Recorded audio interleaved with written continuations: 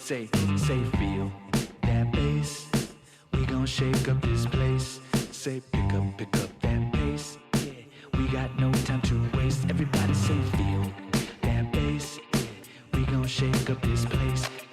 Pick up that pace. Yeah, we got no time to waste. Say dreams to chase. Yeah, we ain't losing this race.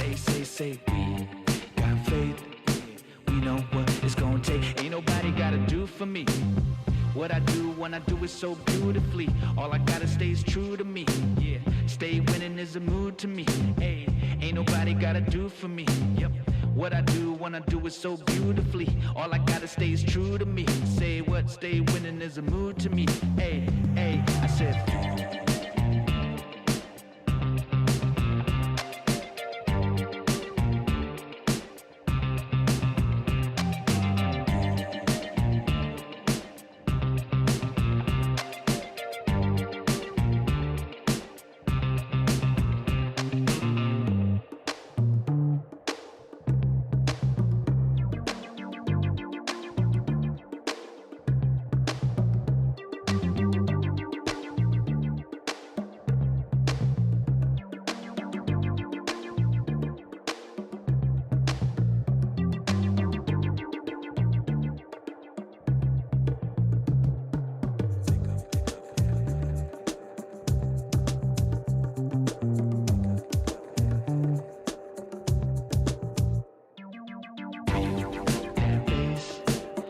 Shake up this place. Say pick up that pace. Yeah, we got no time to waste. That bass. Yeah, we gon' shake up this place. Pick up that pace. Yeah, we got no time to waste. Ain't nobody gotta do for me what I do when I do it so beautifully. All I gotta stay is true to me. Yep, stay winning is a mood to me. Hey, ain't nobody gotta do for me. Yep, what I do when I do it so beautifully. All I gotta stay is true to me. Yep, stay winning is a mood to me. Hey, I said feel that bass.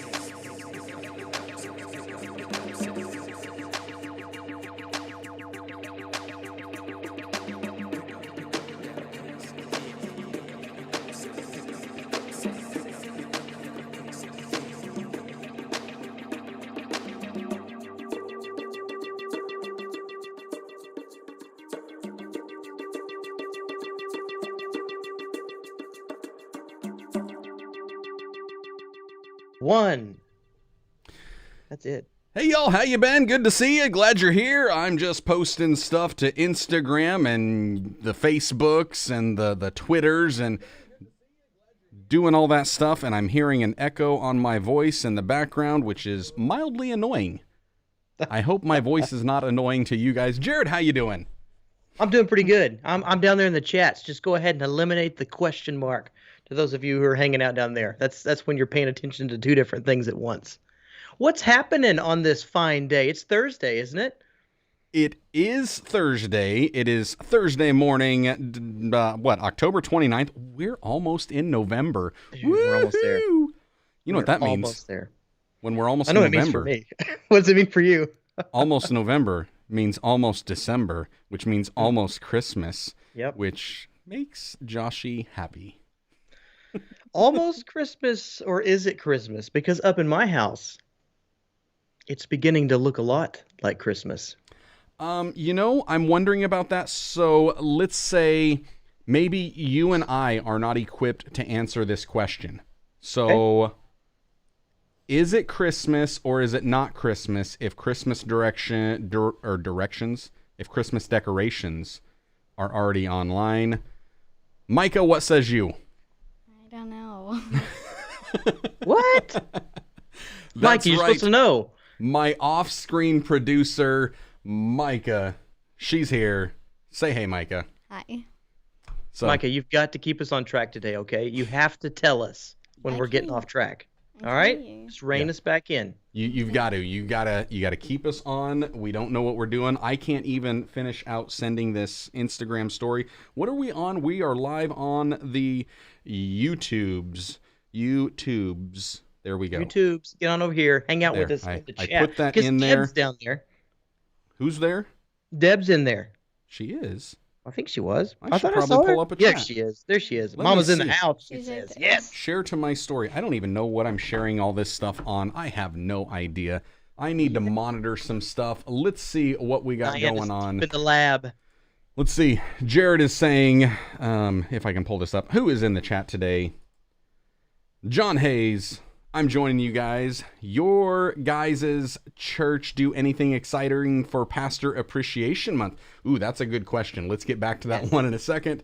Mama is in the house. Diana is here, and she hit the like button as well. If you guys like the vlog pastors, you should do that. If you like the fact that we just spruced up the image by putting Micah on the screen, give lots of thumbs up.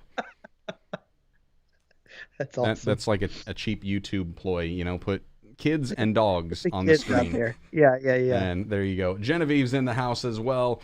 Andy McMillan is saying, anyone participating in No Shave November? We will get back to that question. Man, I've been participating as well. since last year. You just can't tell. Yes. If Joshua can talk about himself in the third person, you can talk about everything as a question. This is true. Which, for those of us who it would actually matter. Zing. the no Call shave? back. Very well Oh, done. yeah. There we go. And the Jason Mayfield is live. What's up, man? He's here in the chat as well, and he's asking, is an A7C on the checklist? I think I may buy one in a minute. Jason, I have a thought on that because I think you had posted in Trey Van Camp's Vlog Your Ministry group about wondering the difference between the A7 III and the A7C and which one you're going to buy. And I had a couple thoughts and I didn't get a chance to type them out, so this is a perfect opportunity to do that. Yep. And then, yes, there's John saying he's tried to grow a beard for nearly 40 years. It will end up with nothing but a neck beard. I feel you, John. That is good. So, Bada Brownie, Jarrod, What's up, man? let's get right to that one. Well, this is some of that pre-show stuff that we're gonna get out of the way because we love that and we love the guys and the gals that are jumping on and joining us live here on the YouTubes. No Shave November? Hold on. I'm just now regaining signal. What was the question? No Shave November. Are you going to join in that? Are you going to participate? Man, sure. Why not? Yeah, that'd be awesome. I'll participate in No Shave November if you want to. I mean, it's really a non-issue for me. I could shave on October 31st. It would annoy my wife, but other than that, nobody would really. I could probably make it to if you're familiar with beard trimmers, I could probably make it to about a 3 or a 4 and a beard trimmer by the end of November. That's it. Yep. All told, still would be patchy, sparsely populated by the I think hers. this is a 4 on the beard trimmer, I think is what I just kind of have everything set at.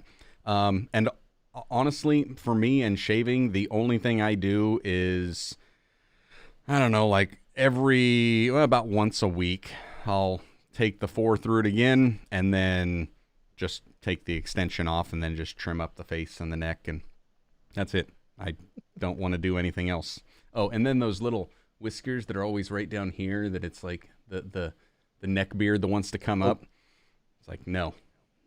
Trying to connect. Some people can just connect that. The chest hair and the beard hair kind of grows together and makes that. Yeah, I may have wrestled right some of those people back in the day. Oh, So. gross. I mean, it's one thing to wrestle or like be grappling with sweaty men. It's another thing to be grappling sweaty Chewbaccas. Ooh, no, thank you. We did call him Chewie, by the way. My beard actually started out as a punishment because I've never been able to grow a beard. No, it's for real. It was a punishment because I had gained some weight. And this was 10 years ago now. I don't know. It'd been a long time. And I was just not going to shave until I lost a certain amount of weight. Mm-hmm. Whenever I hit that amount, I was going to shave my face again. What's funny, though, is I shaved it. It took years. I never lost the weight. I mean, I yo-yoed up and down. I did and I didn't, whatever. But not where I wanted to be. And so I shaved fully. It's been 5 years ago or so, 6 years ago. And my wife was like, don't ever do that again. Isn't that funny how it starts off as like nah, I don't know. We'll see how it is. And then you can hardly go back because you look like a 12-year-old boy. Yeah, and actually this came in and the mustache came in because of a no shave November that turned into like ditch the razor December, and then just gonna let it grow wild January, and Man, I would kill forget for one about of those. trimming February. I want those like square Viking beard things. Yeah. I'd kill for one of those. But I tried at Yeah. one point to grow this out, and I think I had, man, I don't know, I went like 6 months with letting it grow as far as I could. And it goes through like those 4 different stages of just itching to the point where I couldn't stand it.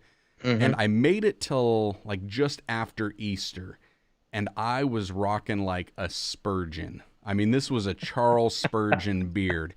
So much so that I had multiple people telling me I looked like Charles Spurgeon when I would put on a suit. And Nice. it was great, but the problem is like this never fills in any more than it already is. That's all it is. And when it gets long, it can't be tamed. It just goes wild. And it didn't matter how much, beard oil or like beard balm, none of it mattered. None of it was going to work. Didn't matter how Man, much I conditioner think I I would put in. take that. Nothing. I think I would take that because this little thing right here that everybody makes fun of. This little guy. Yep. He just perfectly quaffs under. Now I wonder, as I'm growing it out, I wonder if it's kind of like your the hair on top of your head right there. If you have to pass through the soccer mom stage of where it's just that awkward, if you're growing it out and it Probably. hits that Hillary Clinton thing. Yeah. I wonder if your beard does the same thing where it just kind of tucks under and you have to grow past that in order to. I don't know. I've never gotten that far in beard growing. So you guys with beards would have to. Mine didn't tuck under. Like mine would it kept going out. And then to the point where I thought it would tuck under, I think there was enough that was pushing back on the chest that it just stayed out. And the only thing I could do with it is I could grab it and make it come out, but I couldn't get it to tuck under. And it was a pain. And Andy, you did, I think that's what you heard. Did Jarrod just say he had a Hillary Clinton beard? Yes. Yeah, I guess so. Why not? That is what I'm saying. Also, Definitely Dean awesome. is in the house. He had said, "Morning, fellas," and he says, "I am in the middle of a no-shave year." Dean's profile picture and that beard, Yes. that is, it is gorgeous. Yeah. There are many times that I have beard envy. Look at this thing here. I'm gonna pull Dean up like big screen. Look at that. Ooh, yes, sir. That majestic beard right yes, there. sir. That thing is a thing of beauty. That is a God-ordained beard if I've ever seen one. So, If you've got it, flaunt it, my man. yes, which, that whole got it, flaunt it, it's kind of where I've been with, like, we were talking hair on the head, and I've kind of been in that where I just haven't decided if I'm going to cut my hair or if I'm just going to keep growing it out. I mean, all I ever do is throw a hat on, but, for those that are here live, it's like, I mean, this little, I haven't decided what I'm going to do with it, so I just keep letting it go and trim up the sides. And actually, I do know what I'm going to do. Just to annoy people, I'm going to get a man bun. That's what I'm going to do. Oh, do it. I'm Do gonna, it. I'm going to put that thing up. You're a twist lucky it man. around, Are you and- telling me that Genevieve doesn't have one thing to say about that hair? She doesn't. Like, Mom actually cut my hair yesterday, so she's a licensed barber. It's not just, somebody that grabbed a Flowbee and, Flowbee? Is that a thing? She didn't hook me up to, the vacuum cleaner or anything. She actually trained in what she does. But that being said, I'm getting ready to get my hair cut, and I just had Logan, he was with me, call Genevieve, and, hey, what do you want me to do with my hair? And she wouldn't say anything. She's like, do whatever you want. I was like, I have no idea, so I guess it's a dealer's choice. That's a beautiful thing. It's a beautiful thing because I get hold on, I don't even know what hair's been on her hat all day, but Yeah. I get the sit down in the chair. Once it hits a certain point, that's the conversation I get. Well, I Hey, think what you need a haircut. helps, Come sit down. what helps, and here's something that, Jason Mayfield is full of tips, and Jason Mayfield turned me on to Old Spice, like pomade, which does a great job of keeping thing. And then the other one, I believe it's called it's like hair cement or something like that. And I can't remember exactly what it's called, but that stuff, and I need to order some more. Sunday mornings when I actually have to do something with it, blow dryer, brush, lots of product, gallon of hairspray, and all of a sudden, there it is. Jason in there. Old Spice pomade, then lay right cement clay. There it is. That's the trick. Like in conjunction with one another? Yes, you put the... It's a double layer. Yep. The hair is kind of damp, and you do the pomade on it, and then you take your brush and your blow dryer, and you shape it however you want, and then you get that lay right cement for any of those little wispy hairs that want to go crazy, just as a final touch. And yeah, it's good. See, there, Jason's right. Look at that. He's like, blow dry the Old Spice, and then the cement clay holds it in place. Now, when you get to this length, the cement clay won't even do enough job, so that's where you need to throw in some hairspray.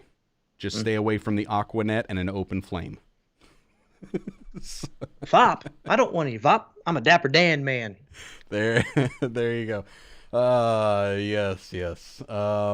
We got some... Well, there was another question I saw up here a little while ago. Hey, there we go, John. Thank you, John. Vop. I don't want any Vop. Yeah. John Hayes, you guys use your hats to hide your hair. I use mine to hide my extra large forehead. Whatever I just got works. an incredible hat right now. I'm a fan of good hats. I wasn't ever before. I never wore a hat before, like, I don't know, 30. But man, I love hats now. I'm catching up for all the missed time. I had many years there where I didn't wear a hat because it was, it wasn't even flex fit. I don't remember who it was. They had a fitted hat, and this was back in my teenage years, and it was the only fitted hat that actually fit me right. And then I went through a growth spurt, and it didn't fit anymore, and I couldn't find a hat that would work, so I just stopped wearing them altogether, or I would find one, and I would wear it until it died. And then... I don't know, in the last couple of years, it was like, especially being on camera all the time, and I didn't want to have to do my hair every single time I turned the camera on. One of those little tricks. It's like, want to be camera ready? Throw a hat on your head.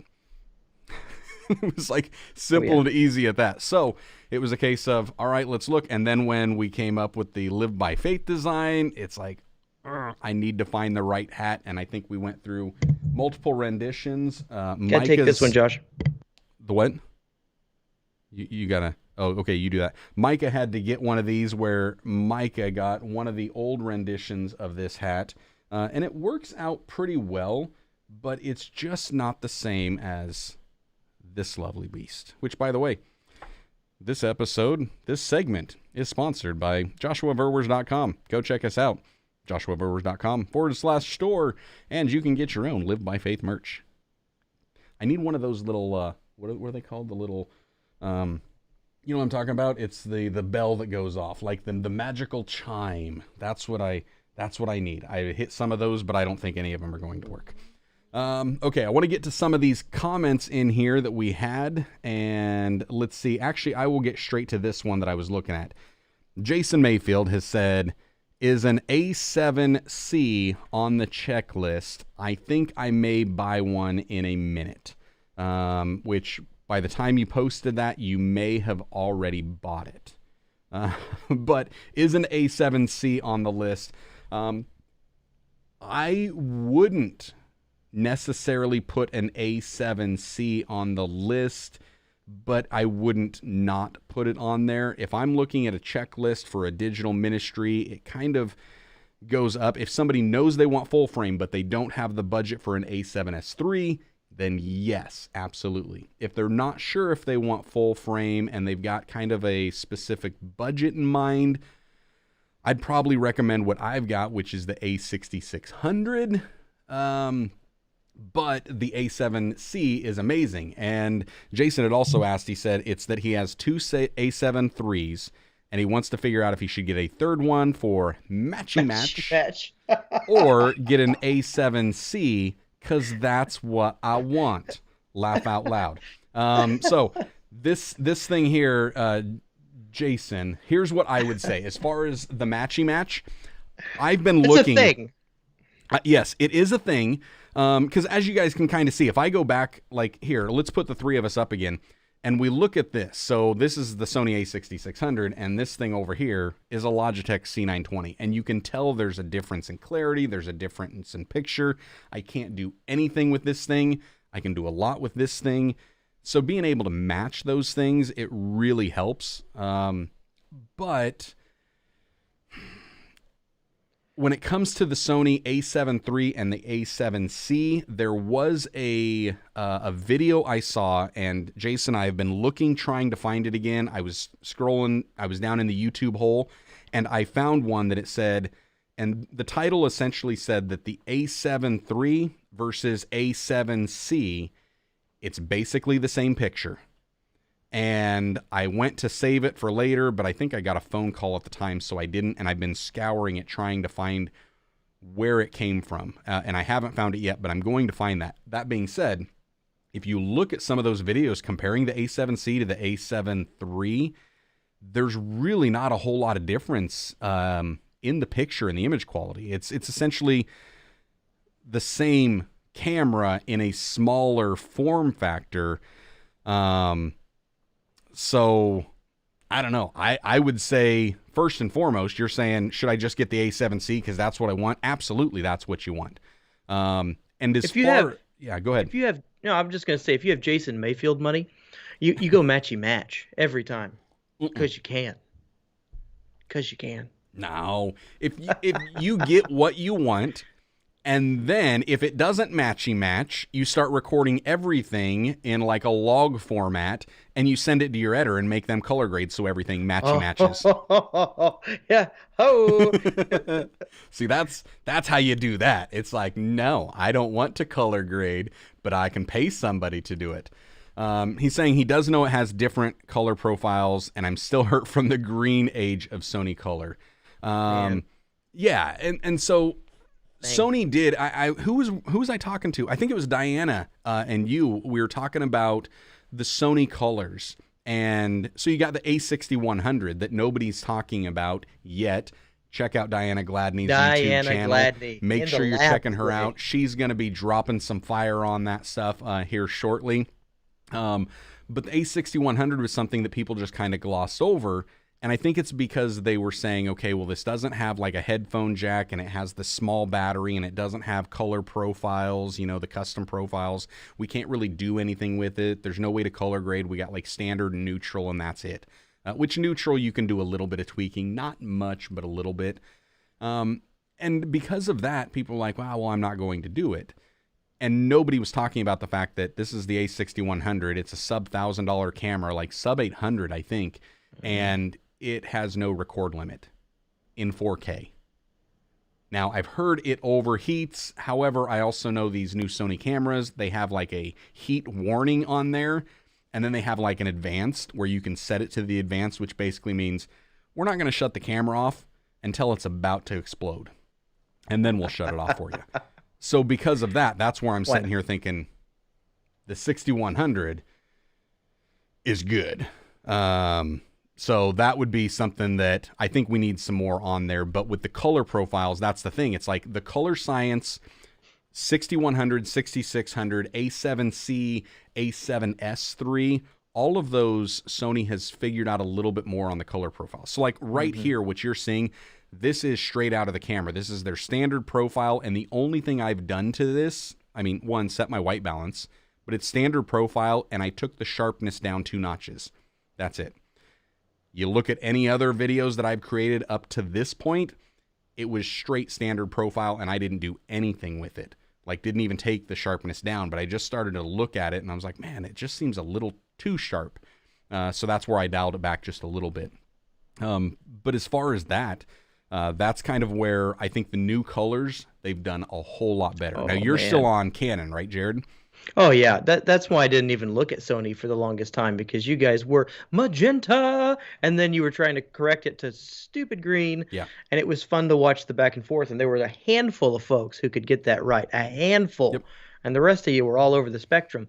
And where Canon, you could set it up, press record, made for the dummy, here we go. Yeah. I liked it. But this last iteration, A6600, A7S3, A7 III, guys with your names, those Sonys with their names. Anyway, Right. they've dialed it in, man. I can't tell the difference. People are saying some of the standard profiles are phenomenal, and this particular why Diana's got me amped up about this A6100 for pastors and whatnot is that ain't a bad B cam to Yeah. slam in the corner for a different perspective, especially if you're running with Sony's and you can get in that standard profile and just boom, boom, boom, boom, boom around the room. Yep. That's cheap. Yeah. That's you've perked my ears with that one. Yeah.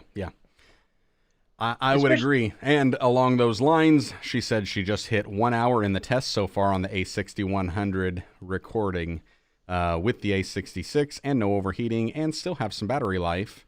And my heat is up high. So, and that would be heat in her place, not like heat on the camera. So those have the smaller batteries though, right? they do. They have the smaller batteries, and I think the spec sheet said something like 75 minutes, if I remember right, on the battery. But, you know, when we're talking like ministry purposes, really the longest thing that people would be using them for would be like a sermon.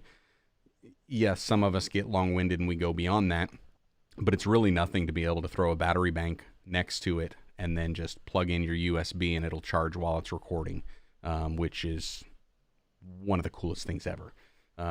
So, hey, I got a couple other questions I want to get to here before we officially launch the Vlog Pastors podcast and press record on everything. There's a little floating coffee hand. There was me trying to do Jarrod. Okay, Nailed so it. John, right out the beginning. John says, you guys' churches do anything exciting for Pastor Appreciation Month? I'll go first. Why don't No, you? we did not. Usually there's something. I think because of this year and everybody kind of being all over the place, I think it just got forgot. And I don't do it anymore. Like when I was back in the day when I was like the assistant pastor, I would help coordinate that. Yeah. Now being the lead pastor, I don't do anything with it. And so if Yeah, I 'cause don't that would be remind weird. people, they've got to come up with it on their own. I'm not going to sit there and be like, hey, you know what month it Excuse is, me. right? I mean, Pastor co- appreciation. come appreciate me. So because of that, we didn't do anything. And typically it's nothing major because I'm one of those that, okay, here you see, I like being in front of people. I like talking and I'm good at that, but I don't really want a lot of fanfare hoopla about me or anything. So it's typically just been a case where they kind of coordinate, get some cards, you know, love offerings, stuff like that. And then just do something before service of just an extra thank you. It didn't happen. And I'm perfectly okay with that because this last Sunday would have been the first or really the best time for us to try to do it. And I'm glad they didn't do anything because it was just a great service and anything extra would have just Right. would have been crazy. And the other thing that I've noticed in years past is when we don't do like, if there's nothing for like pastor appreciation, because we've missed it a couple times before, that usually means that they're kind of rolling it over for Christmas. And Wait, there's a Christmas appreciation, pastor appreciation? no, they just take up like extra love offerings for me for Christmas. Yeah. And so it's Yeah. like, it doesn't, to me, it really don't matter. I'll take whatever I get. So no, we didn't do anything. I do know a lot of other churches that they had stuff going. And I would say for a lot of pastors out there, they really needed it this month this year, because when it comes to online stuff, most pastors weren't as equipped as Jarrod and I were to be able to respond to this. And so because of that, the extra appreciation for them is huge. And I know it was needed. I also know several pastors that were hoping to get something because of that and then didn't. And then, of course, you know, it's me just trying to encourage them and be like, hey, we're not in it for that. We're in it for something bigger. Just you're all right. It'll be okay. I appreciate you. Although in years past, I've also just made social media posts appreciating pastors, and I didn't even do that. I guess I've got like a day and a half that I can That's still brilliant. We need to do that. Let's do Yeah. that today. Instagram. Boom. I think we should. So that may be the thing. We'll just go to Instagram and we'll just start appreciating all the pastors out there. I like it. We were honored as my group. It's always fun because they're gonna do it, but like Josh says, whether that's November or whenever, there's always like it's total silence because they don't want you to know. It's a surprise. They don't want you to know about it. And so just one Sunday they're going to come up and jack your service. And it's like, well, this is fun. Right. Okay, I guess I'm not preaching today or whatever. But it always ends up being the message. This particular time, they got together and the children's minister lady, she got like a spa day and then some stuff to take home for her husband so he could have kind of like a night off kind of a thing, which was pretty cool. I don't remember. Jason and Danielle's, they're our worship leader. They got something really cool. I don't remember what it was, but they didn't use their gift from last year, so they're in timeout until they finish that one up. There's a place called Jellystone. I don't know if you guys have Jellystones around, but it's a water park that you take your family to, that type of deal. So they didn't go to Jellystone specifically. It's like for kids. I mean, it's for the little guys. They're on the clock on this one, so they have to use that one before they use the next one. Not really. Water park's not for the little guys, it's for the big guys. They got ribbed on that one. No, this one's built for little guys. You wouldn't have any fun at this one. There's not like wave pools and apparently you don't know me well enough. I make my own fun.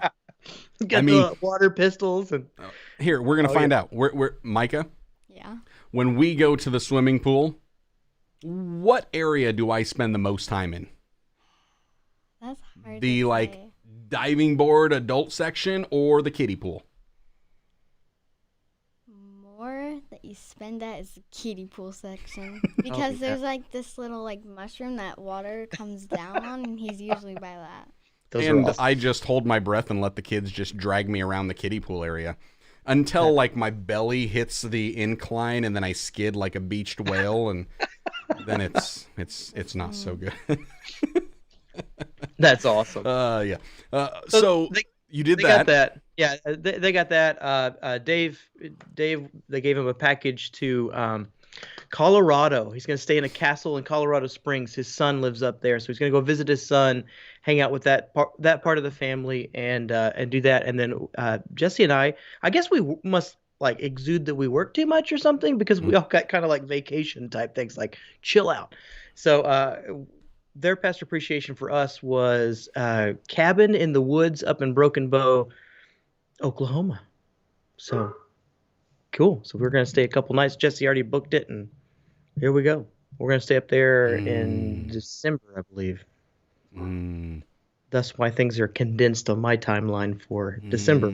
That sounds amazing. Logging. Vacation, cabin in the woods. I like Ain't where great? your head's at. Isn't that Yes, great? it I mean, is. every year it's like, you're almost, it's not embarrassing because it's like, I feel so incredibly honored, but the gifts are just extravagant. It's like, Yep, for Thank sure. For sure. A couple others. FYI, daylight savings this Sunday. For those of us not living in Arizona, Trey Van Camp, we have to get an extra hour of 2020. What's up with that? Looking if there was another question here, and then we will get rolling in. Diana saying, nice pastor hair and beard tips. There are no more excuses for the Hey. gents in church. hey, that's what you get. When you come early, you get to direct the course of the conversation. Yep. Beards it was. And Diana's loving your style of the Live by Faith hat. That black and charcoal combo. This one right here, man, I thought I wanted the white and black, or just the black on black. Yep. But then, bam! I do have to get another one. I love black on black on black on black, so I'm going to get one of my blacked out ones that's got black threads on it. Just because I did like a new profile picture and I basically photoshopped the black threads in there. It looks nice. I like it. Looking down through here, see if there was some other stuff.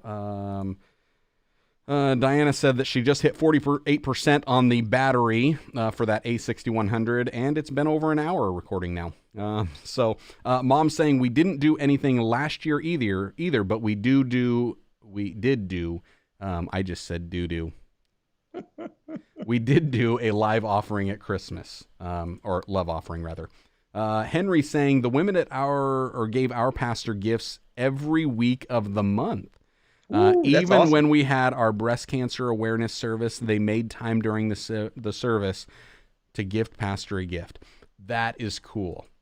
That is really cool. Genevieve saying that my Christmas list is long with more gear.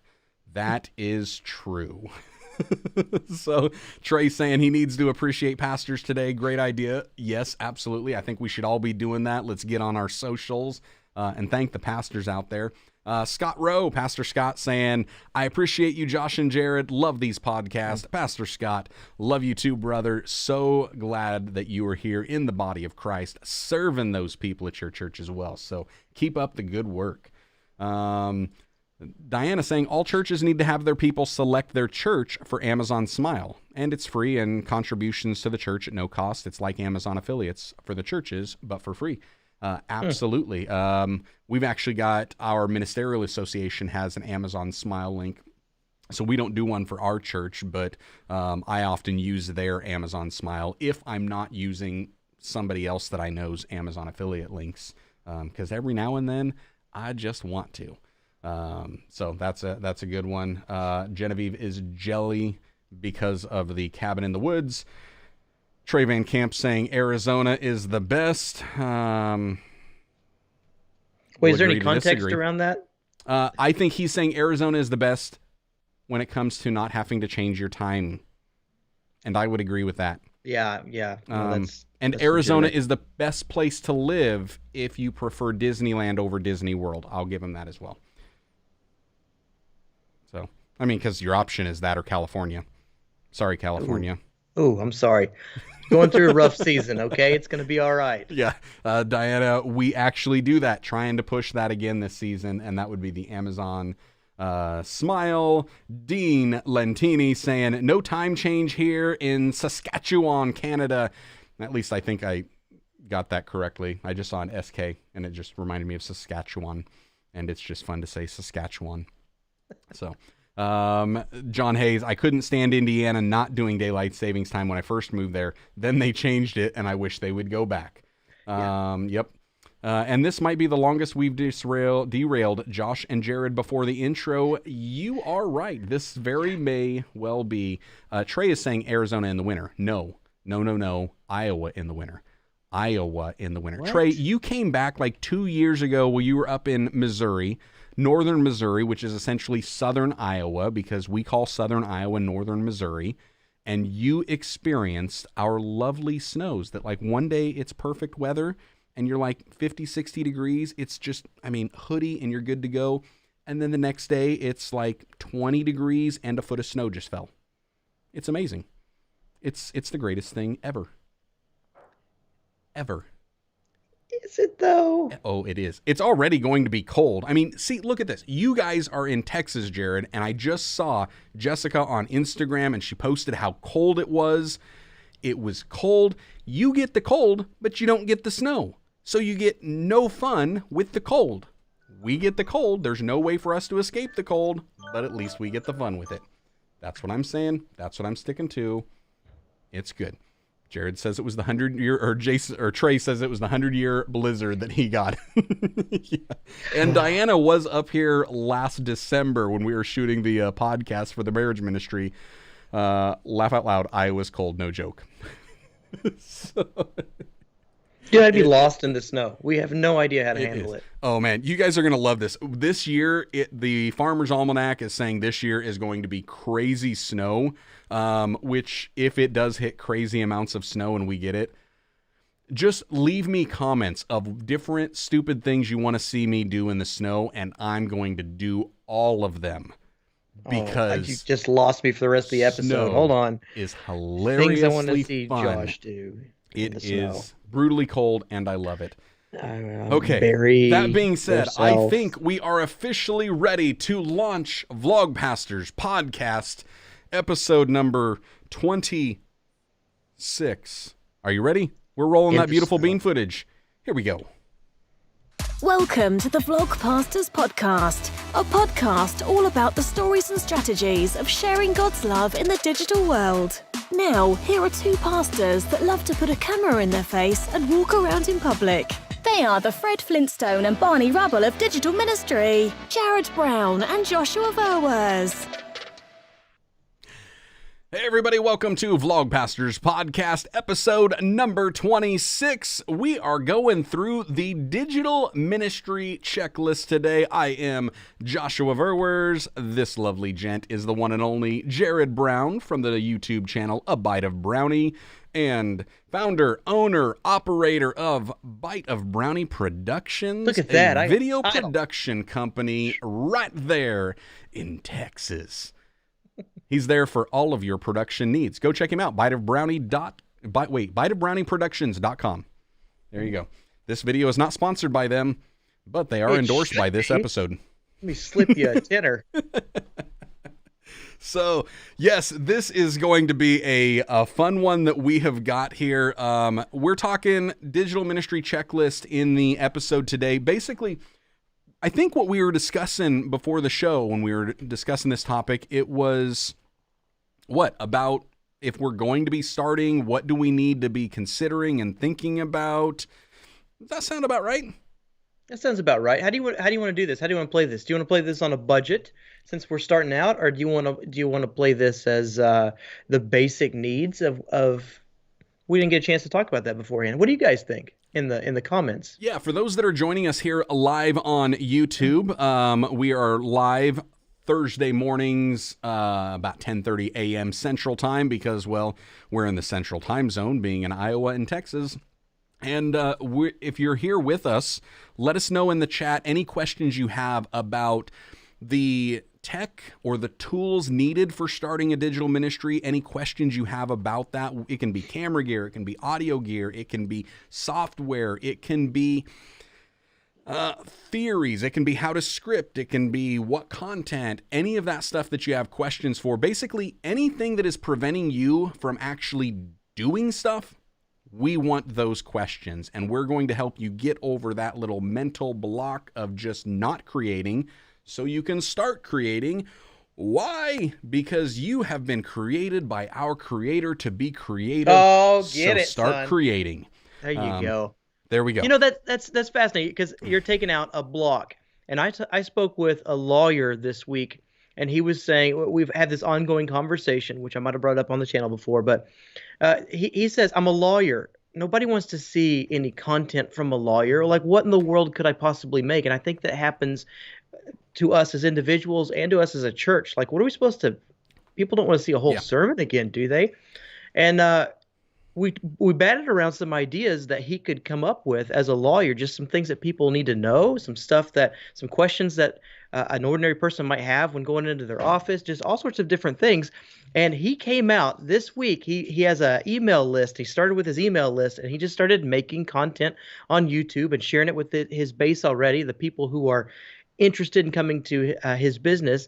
He did a phenomenal job of just getting in there, sharing his heart about what he wants to do on video with his firm, with his business, and he killed it, man. Yeah, he killed it. Honestly, one of my favorite YouTubers to watch is a lawyer, Ian Corzine.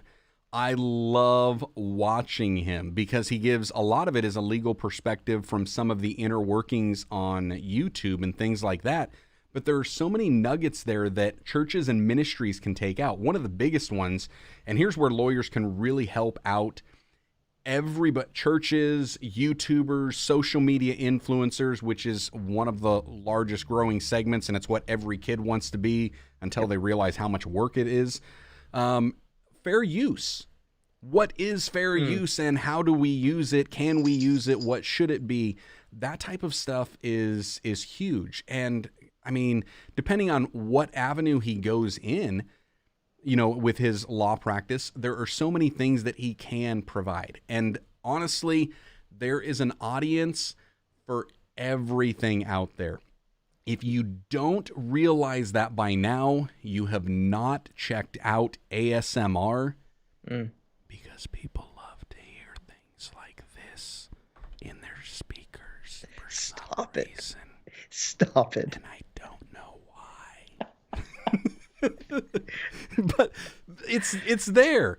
I mean, it's like these YouTube channels, and it's like, I don't know, these toys underneath car tires that just run over them with a microphone there so you can hear it, and people love it.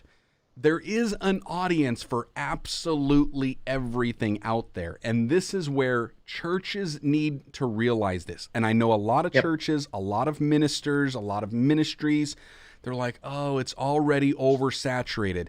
Hey, sorry, folks. You didn't say that when you planted your church and started your ministry. You didn't say, the kingdom of God is already saturated with voices. No, you said, you know what? My voice needs to be heard because God has equipped me with a unique voice and a unique calling to reach a different people. I'm going to do what he's called me to do. Yeah. All we're saying is do the exact same thing in the digital sphere. And so take it out of the pulpit and put it on these social platforms. Joshua and I are early adopters. I would say. Are you an early adopter? We've got to be. We're in the same space, same time, carving out, blazing a trail. So we're early adopters, but I'm starting to see, I don't know if I would call it the middle of the pack or the back end. Who knows what time frame that we're in, but definitely a massive humanity coming towards making these videos. And I haven't seen my mirror image or doppelganger yet. No.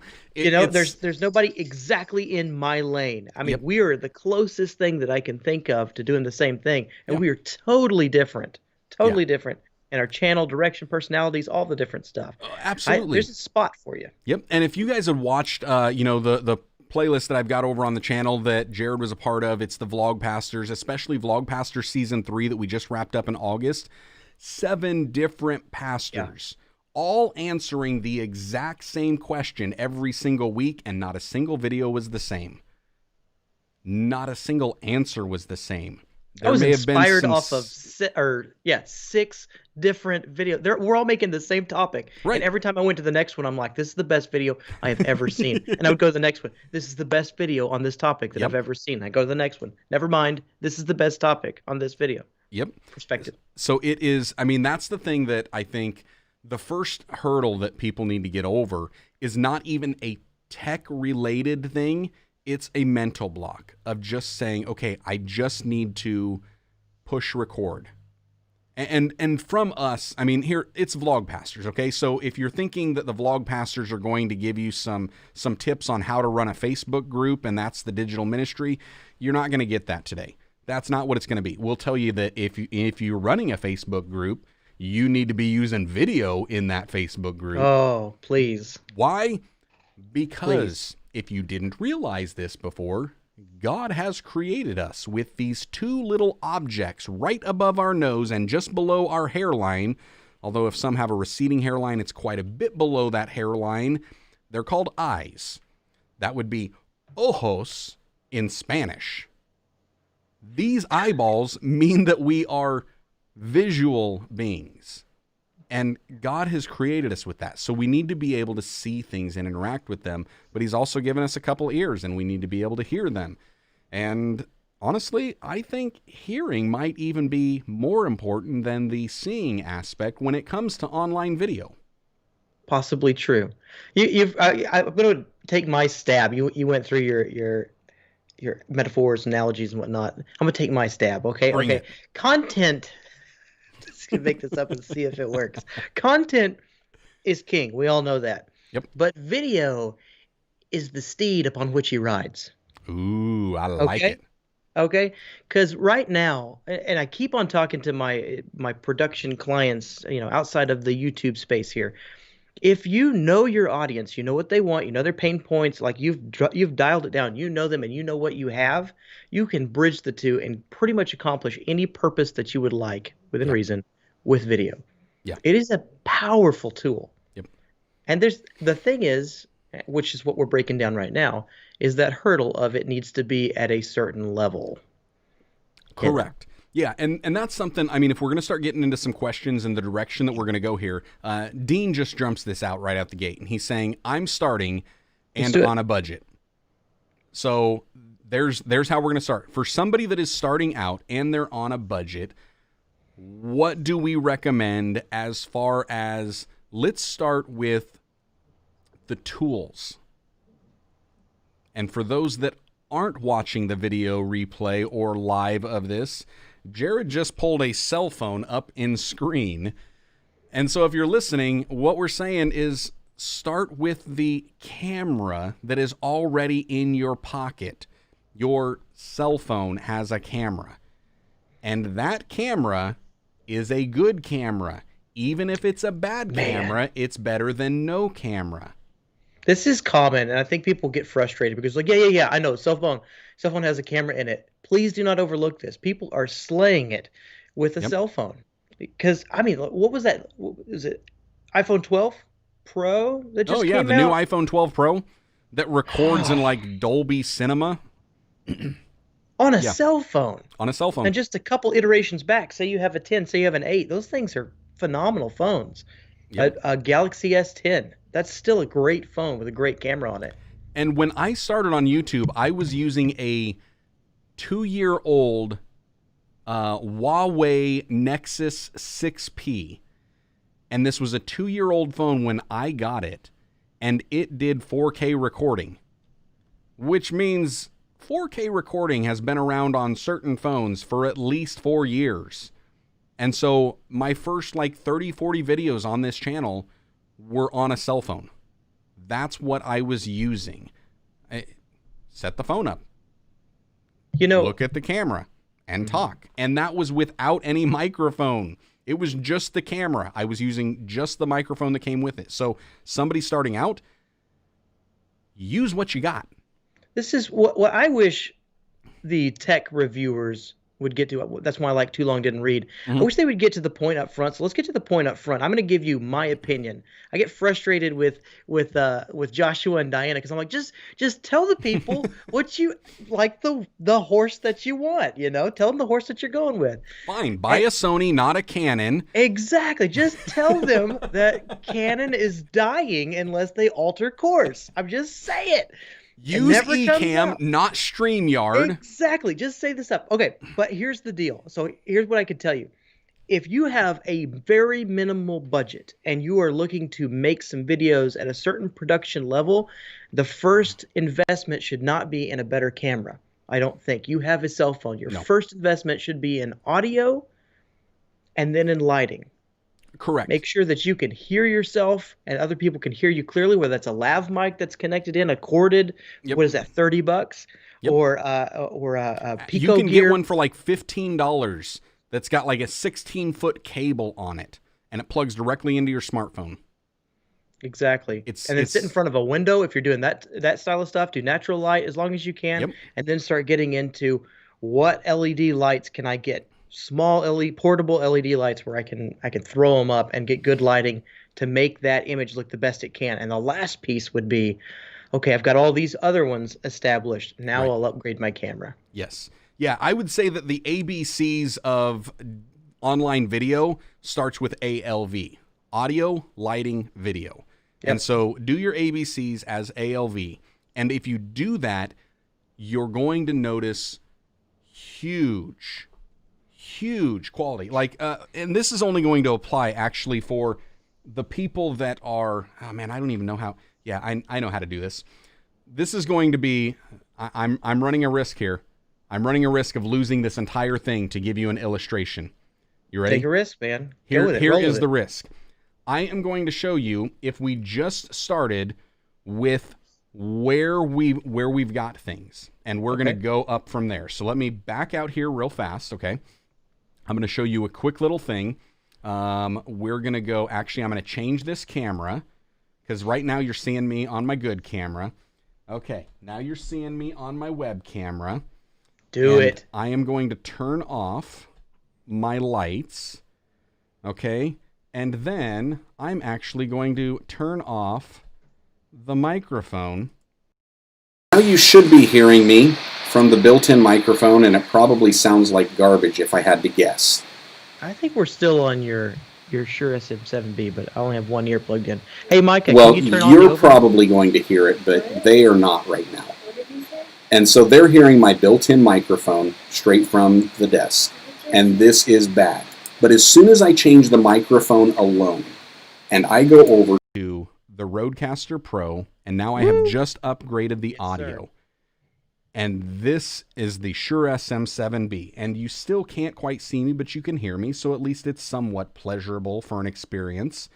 And then we start to add some lighting, and all of a sudden the user, the viewer experience has now improved. And then eventually we get this thing over to where now we've upgraded the video as well. And in that order, it's like the user Not fair, experience. though. Look at that thing. If you don't do things in that order, all of a sudden it's going to be like, man, just something off on that. So, I mean, Diana saying ALV in that order. Stop with the audio from the phone, and you're 50 feet away. And this would be something. This is something very, very true, and that we need to see with that. Phones. Yeah. And I did one of these video, like making better smartphone videos or something like that, back early COVID. Your phone has a microphone on it, and it's a good microphone. If you've ever taken a phone call, you've noticed that that's actually a pretty good microphone. You can hear clearly, they can hear clearly, but your microphone is right next to your mouth. And then you set your microphone at your church to record your sermons 50 feet away and expect the people are going to be able to hear you. No, they hear the echo of everything. They hear people sneezing and coughing inside the church. They hear the babies crying. They hear all of the ambient sounds, the furnace kicking on, the fans going, the rustling of Bible pages. Joshua. Go ahead. Joshua, I want to ask you a question. I'm going to run on a rant. Go ahead. No, I love it. Keep going. It just adds to. How do you know that? How do I know How what? do you know? How do you know that inside of your church there's going to be ambient sounds? How do you know that if you set it up 30 feet away, you're not going to be able to see yourself? You're going to lose focus. It's going to focus on the chair that's right there in front of the self. How do you know all of those things? Oh, I know all those things because ministers and ministries have sent me their online videos and asked me to review them, and I make it 3 seconds and then I turn it off. So you're telling me the first time that you set up your camera, you knew perfect lighting, you knew how to do perfect sound, you knew perfect camera placement, you knew you were born with it. It was a gift. It was a God-given thing. No, but I would sit there and say that I knew that microphones sound best when they're close to your mouth because I saw people on stages holding microphones like this. I see musicians singing into the microphone, not putting it all the way in the back and singing like that. And so because of that, when I first started recording videos, I just got the microphone as close as I could. I would literally set the camera up no farther than an arm's length away and then go there. Why? Because these also have a little thing that's called speakerphone, and you can hold it at an arm's length. And so if you can hold this at an arm's length and it's going to pick up, then obviously the microphone is supposed to pick up from this distance. But beyond that, so You know what I'll bet Joshua also did? I bet he recorded something just a little bit too far. He was trying to stretch his boundaries. He turned his back to the camera. He walked 2 steps to grab something, and his audio dropped off. And he goes, "Oh, man, I can't do that anymore. I need to be within this distance with this microphone. I need to be within this distance with this camera set up."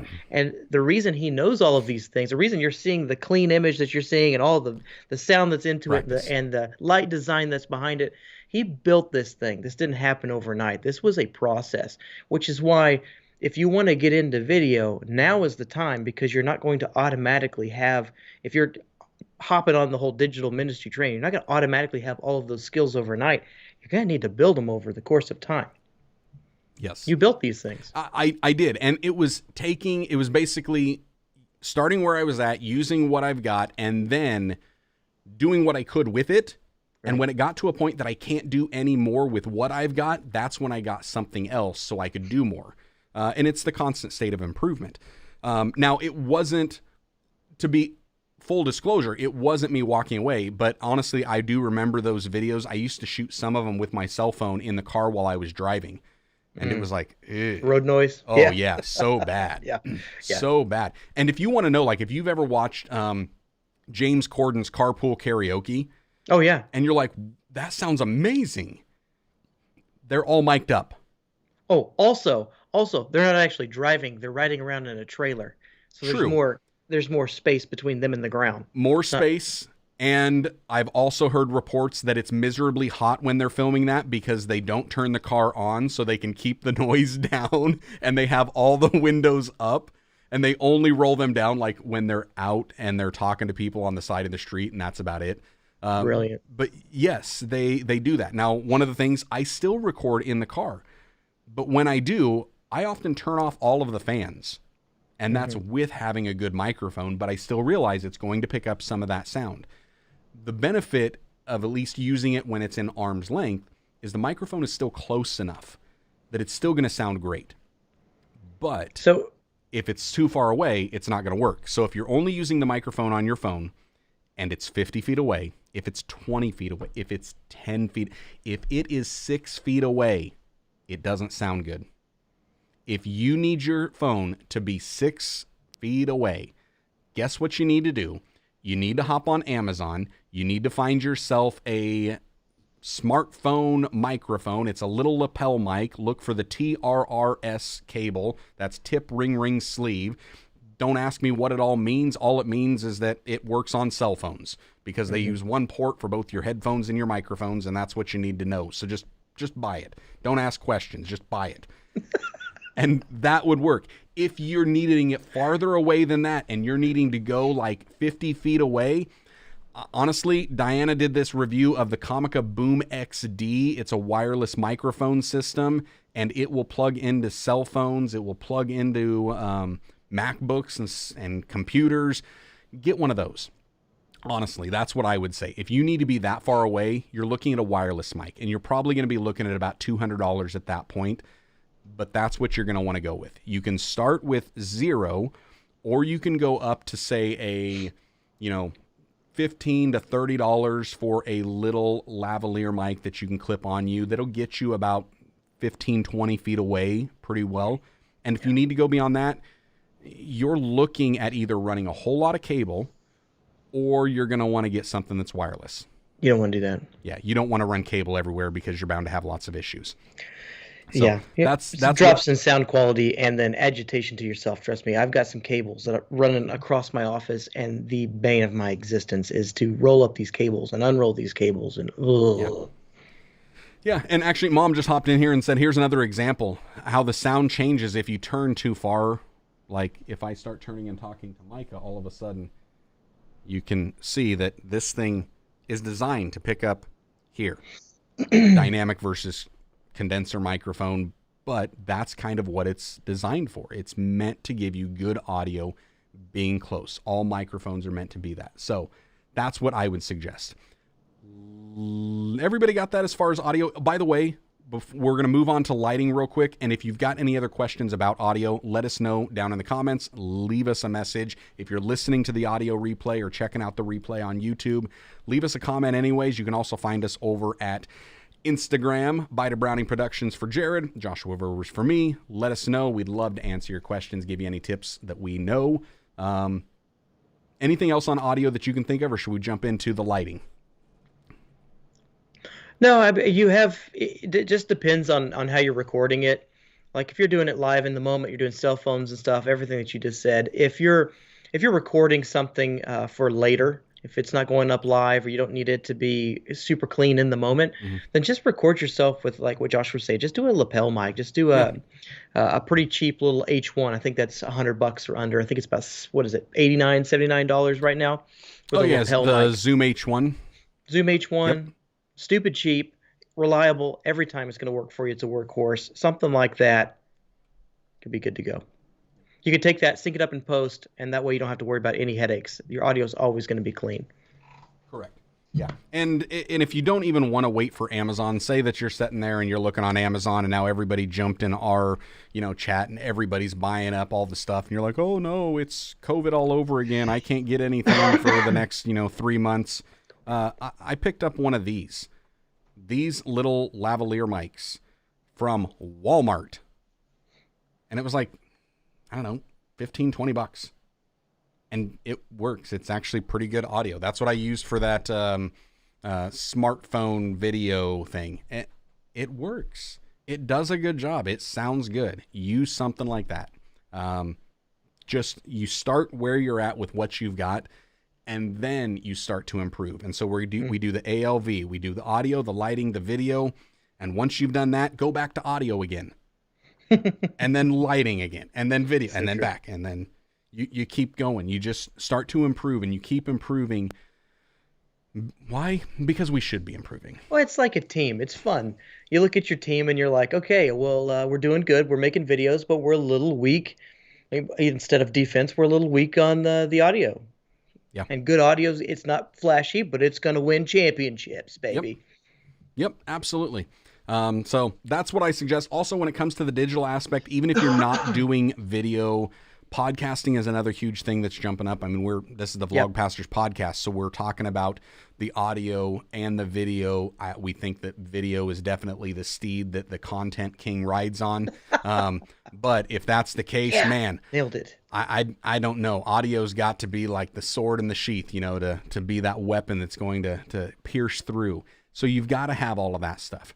When it comes to the lighting aspect, you know how hard it is to open a window? Pull your blinds back. Like, I've got controlled lighting in here right now. I've got sound blankets up over my windows and in the back corner. That's what is helping with my audio, to help with the sound a little bit. But it's also to make sure that there's no extra lights coming in. So I can record in this room at 2 a.m. or 2 p.m. and it's going to look the exact same. I've done that on some of my vlogs. I've made it look like it was 8 a.m. at one point when it was actually like 12 in the morning. And how? Because of the lights. And that's the thing. It's like controlled lighting works. But when I didn't have the controlled lighting, you know what I used? A window. Yep. I used natural lighting. And that's the thing. Start with that. So really, your barrier to entry when it comes to audio, get the microphone close to you, is 0. When it comes to lighting, God's already provided the natural light. 0. And when it comes to video, well, whatever your cell phone costs, but you're already paying for it, so 0 extra. There's no barrier on that. So okay, that's Josh. what I would suggest with lighting. Okay, Josh, I'm recording in a dark studio. I'm up at my church. Let's put this real practical. Yep. I'm in my church. The lighting is horrible. Most church What do lighting I do? is. Oh yeah, I don't want to talk about what mine is right now. I'm in the process of changing. I've got a mixture of daylight and warm across these light strips. Right. It's a nightmare. Anywho, what do? I'm in a darkly lit, oddly lit. I'm not by a window. Can't bring any extra light. Maybe what do? What's your next option? So we're saying you can't bring any extra natural light in. That's where I choose to do my videos. I like the backdrop. Okay. So I would sit there and say, at that point, here's what we did at our church. I hopped on Amazon. I love Amazon for absolutely everything. And what I found was a daylight white light, 5,500 Kelvin, and it is in a housing. We've got recessed lighting inside our church. And what it does is it plugs in to the outlet of your recessed light and then snaps in, and it allows the light bulb to actually pivot and spin. I have 2 of those that shine right down where I preach, and that's it. That is how I light. And it just has like a cheap plastic diffuser, if you want to call that, on the front of it. These were small. I think they cost maybe like $50 or something like that.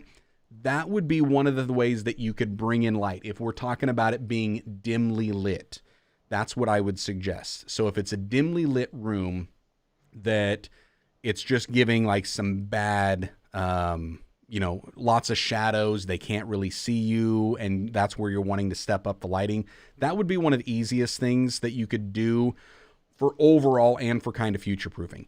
If not that, I mean, honestly, I've got like behind the door back there is a 2 pop-up softboxes that I used for recording a lot of videos here on this channel and down at our church.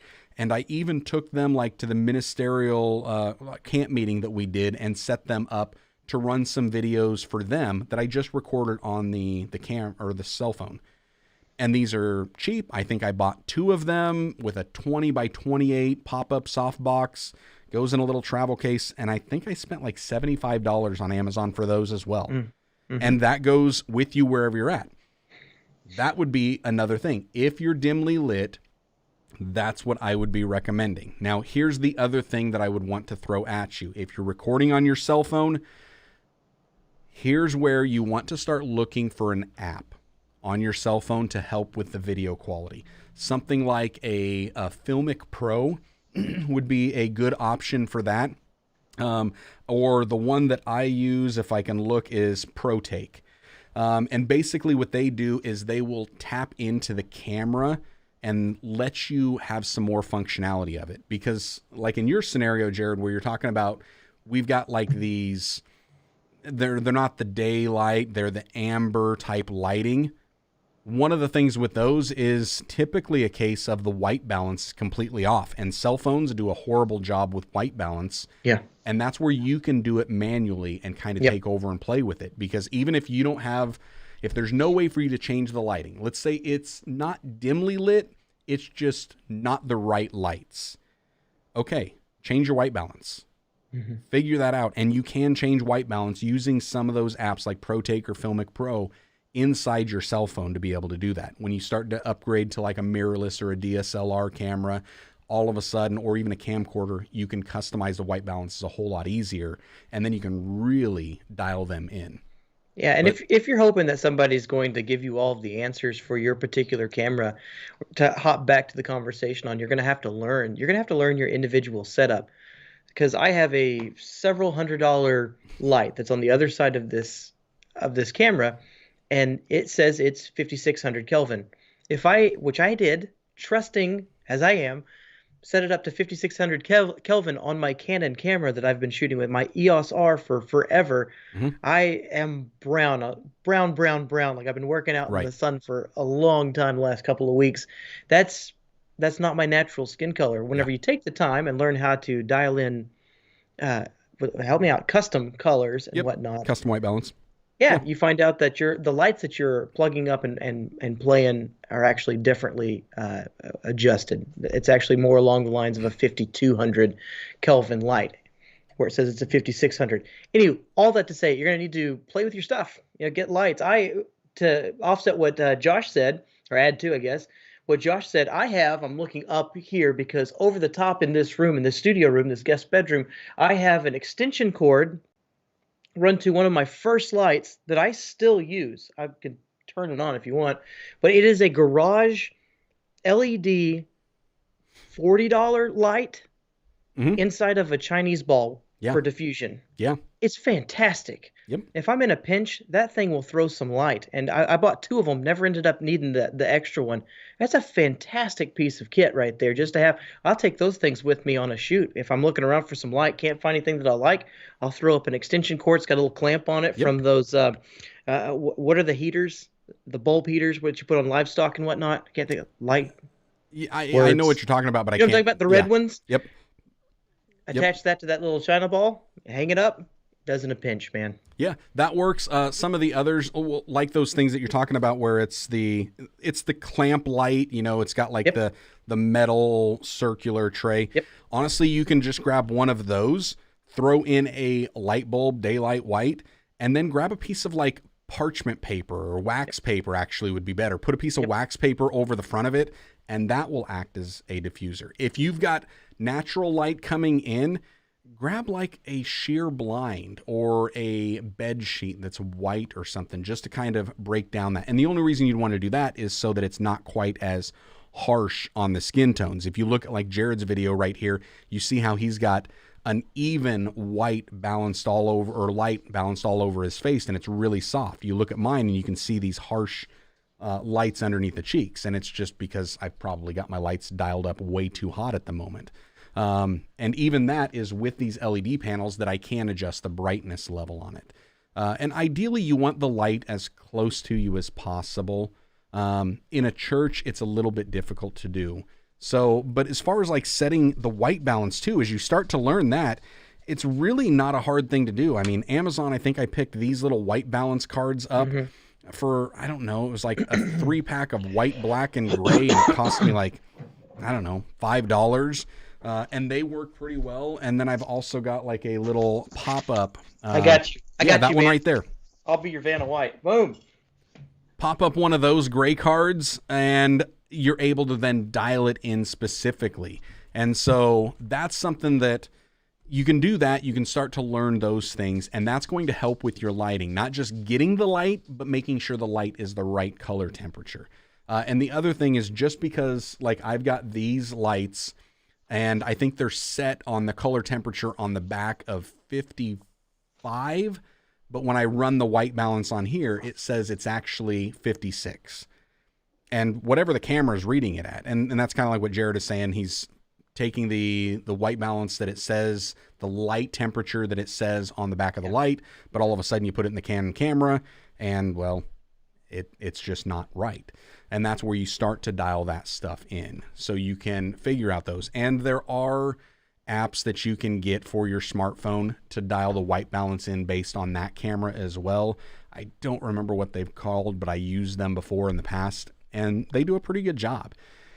Anything when you start to improve the lighting is really going to work. Henry's actually sitting there and saying, here's another thing. He uses just a white sheet of paper. Yeah. White sheets of paper. I know Diana did that for quite a while, because I remember asking her, I was like, man, how are you getting such a soft light on your face? White sheet of paper, and it worked. So that stuff will definitely work on that.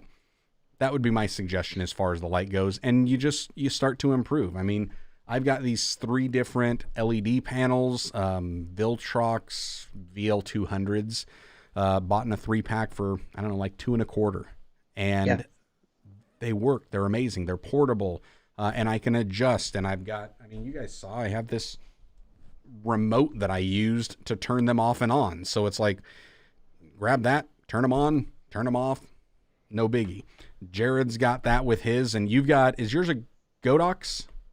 Yeah, I've got the Godox 150 here, and then I've got the Aperture 120D in the bag. That thing.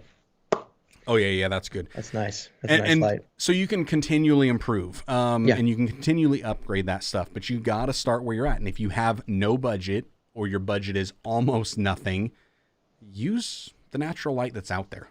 Yes. I mean, quite frankly, most of my videos that I shoot, the vlogs, it's just daylight. Like even in the office, I pull these off. I don't turn my lights on unless it's a weird time that I'm doing and recording. But typically, it's just the natural lighting is all I put in there, because I'm out and about. To me, lighting's the fun part of YouTube. It's the builder, it's the ingenuity tester, it's the fun thing, because you get to make your lights out of whatever you want to make them out of, because nobody has endless amounts of money to throw at these things. You have a budget. That's true. Light is thrown, and you get to figure out how to do it. For instance, Joshua was making fun of me. I can't say you were making fun of me. You were ribbing me a little bit about I have a blue light. I'm not sure where it shows up here. I have a blue light coming and hit me in the background. Mm-hmm. Well, that's just one of those little LED panels that in the beginning, here's where he was teasing me. In the beginning was a folder. It was one of those translucent blue folders, and I cut it off, and it killed a bunch of the light. But that's how I did it. I clipped on, or gaff taped on a little blue folder that I had cut out, and now I have a gel, which, spoiler alert, it's like a little blue folder, translucent folder that goes over top of your light. That's just fun, man. You can make all of the stuff that they sell, because somebody had to figure out how to make all this mess. That's, to me, that's the fun part of YouTubing, of making videos and whatnot. It's like, okay, cool, I need to make a set. Well, I don't have unlimited money. Yep. Okay, what do I have, and what can I build that'll look cool? And then how am I going to light that? Okay, cool. What do I have? I've got these 3 pieces of kit. I'm going to make them look amazing by using whatever. And you get creative and you work with what you got. You know, down at our church, I've even upgraded our stage to try to give some different looks. And we have 2 cheap $20 Amazon RGB, like multicolored LED lights that splash on the back wall. And we've got this weird little pattern that I created. I don't even know what it looks like now. You know what I did? I went to the Dollar General and I bought square paper plates. Oh yeah, I remember this. And that's it. And then I Looks thumbtacked awesome. them to the back wall, just backside out. And that's it. And then the light just splashes on it and it creates this pattern and this look. And it cost, I mean, the whole thing, when you figure the thumbtacks, the paper plates, and the 2 LED party lights, I think is what they were called, $50 maybe. And that was it. Now, then you get into like where you've got your light and you've got the gel over it, which is probably cheaper than what I do with these, you know, Lifix or Lifix lights that I can color change with my phone. But they work. And again, with this lighting, it's the same thing we talked about audio. Start with the audio and then you just slowly improve it. Same thing with your lighting. Start with something and then slowly improve it. And then the same thing with video. But remember, ALV, start with your audio. Get it where it's good. Go to lighting, get it where it's good. Go to video, get it where it's good. Then go back to audio, back to lighting, back to video. Got any questions about lighting? Let us know. I will defer all those questions to Jarrod just because I feel like being ornery. No, just send us a message. And also, by the way, Diana's in the chat. You can go check out her channel. She's got lots of tips for entrepreneurs, really helping out with the entire gamut of things and goes into a lot of the text. So make sure you're checking out her stuff. I can as well. bet you that if you have a question, she's probably made a video on it, or at least in the sphere of what you're asking. Yes, please don't do her. Don't just hop on and start asking questions without looking through the video. And if you didn't know, YouTube, you can go to somebody's channel and there's actually, you know, you got like the home and you got like the videos and then the playlist. And then on that little bar over there, it says search. And you can click there and search all of their videos for something. Do that. So go to her channel, search lighting. If you don't find it, catch her on Instagram. So, all right, video, Josh. Video. Let's round this thing out with video. What do you recommend? I'm just getting started in the digital game. I am a pastor. I want to have some sort of digital ministry footprint. What do I do? Cell phone. No, wait. I'm past the cell phone. What do I do? Okay, so you're past the cell phone. You have got it, and you're going past the cell phone. Here's the thing. I'm with you, man. Cell phone. You start with the cell phone, but then when you get to going beyond the cell phone, what you need to do is you need to really start asking yourself some serious questions. Questions like, do I need to record a video for more than 30 minutes? It's huge. If you do, ignore everything made by Canon. If you don't, ignore everything made by Canon. Here we go. Finally. So, it's just, honestly, here's the thing. Canon makes great photography cameras. I'll leave it at that. Okay, I shoot Canon, so I will hop in there and give a little bit of defense. But he's not wrong. Canon used to be great on video. Canon still in its realm is good, but they're being left behind. If you're looking for 4K, if you're starting to push the envelope, you need a little bit higher production quality. Canon's not your horse. If you're looking for innovators here's the philosophy of the company that's got me. Canon will withhold things from their cameras just to put things in boxes so that this type of consumer will be able to buy this, X, Y, and Z of features. And they won't just release a camera and say, that's the best camera that we can put out right now. We're working on making another one, and we'll release that to you as soon as possible. How much does it cost? Well, it's going to cost a little bit because we put everything into it. If you want less, buy one of our older models, every other. Yeah. If you really want to know why I'm ragging on Canon so much, check out my little short on my What Joshua channel about the Canon M50 Mark II versus the Canon M50 Mark I. Canon decided that they're going to do a money grab at people. That is all they did. They upgraded their Canon M50 with a firmware update that gives you a clean HDMI out. And that's pretty much it. And they want you to spend more money. Honestly, if you want a Canon M50 Mark II, there's a 2-year-old model called the Mark I. You can save yourself a lot of money by buying that one instead. There's a lot of folks who are spending money down that rabbit hole because they're releasing new cameras, and I'm frustrated with them right now because everyone else is releasing software updates. Maybe they can't, maybe I don't understand the working, but they're not communicating those issues to say, look, we're not allowed to. Let me just play this out. If they can't release a firmware update for their cameras that have firmware updates all over their website, if they can't do that, then run for the hills and avoid them like the plague, because obviously they're about 10 years behind the times of giving firmware updates. I think Canon got caught sitting on its laurels, really, because they had color science. They had a couple other features that nobody could touch for a long, long time. And I don't think they innovated and were scrappy as folks like Panasonic and Sony.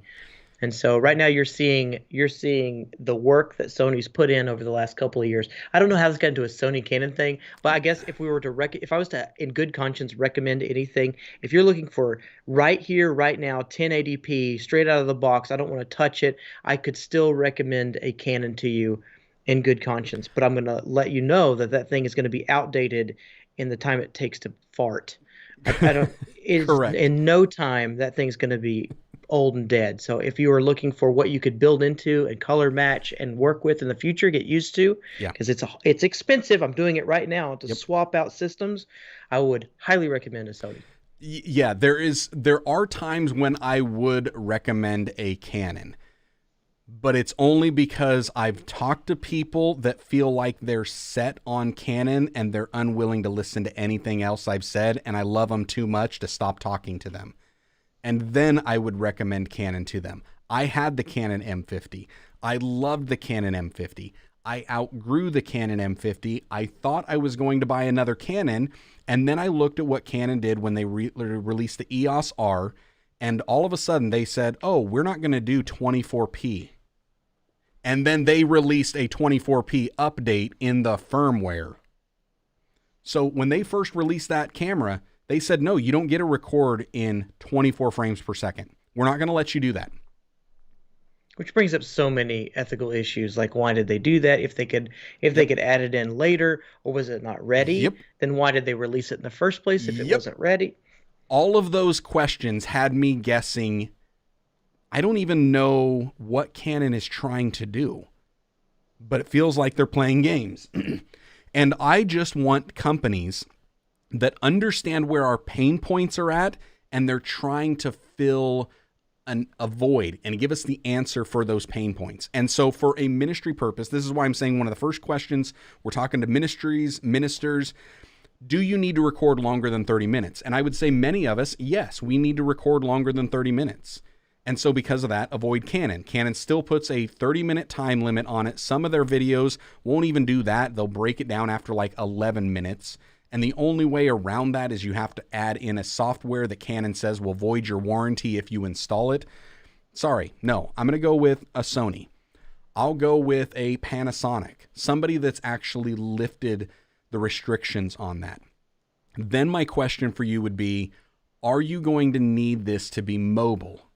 Mm-hmm. Or is it just going to be set up and stationary and I'm leaving it in one location and that's it?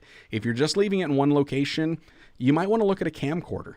You know, honestly, Sony makes some really good camcorders out there, and that may be perfectly good for what you need and what your use case is. And you can often find them cheaper than what we're using for these, you know, DSLR mirrorless type cameras. And because of that, that may be what you want to go down. That may be the path for you. But if you want to take it out and about, and if you need it to be handheld, and if you're thinking, I'm not just going to be recording a sermon, but I also want to record like some little testimony videos, I'd like to be able to go to some of our functions that we do and take it there. I'd like to be able to just put it up in the car. At that point, you're looking at something that's more like a mirrorless camera. And that's where I would sit there and say, okay, at that point, that's where you really need to figure out the next case is, do I need autofocus? And if you need autofocus, you have just now eliminated Panasonic because they still haven't figured out how to do that thing. And because of that, it's like, okay, well, I don't have Canon and I don't have Panasonic. What am I left with? Well, you're pretty much left with Sony or maybe Nikon. And quite frankly, Nikon's autofocus is questionable at best as well. So you're pretty much out there. And you're left with Sony, which quite frankly has the best autofocus on the market right now. It is eye autofocus. You know why I have not went out of focus this entire time? Because this camera is locked onto, this eye. It's locked onto my left eye. I can't show you the display because I don't have it hooked up that way, but there is a little white box around that left eye, and it is tracking it through the glasses. It's making sure that you're able to connect with my eyesight. And that's where I would say you definitely want to start going with Sony at this point. Then the other thing you need to ask is, how much money can I put forward to this? And that's where it starts to get in. I would say right now, probably my 3 or 4 recommended Sony cameras, the ones that I would recommend.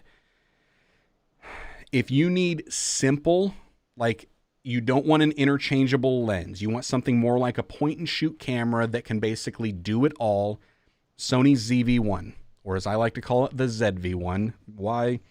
Because part of me wishes that I was British.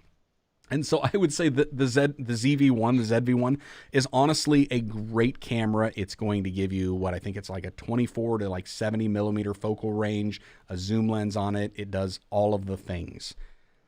That's kind of what I would recommend if you want to go into some interchangeable lenses, which all that's going to do is help you with different looks, different settings, different options that you could do at that point.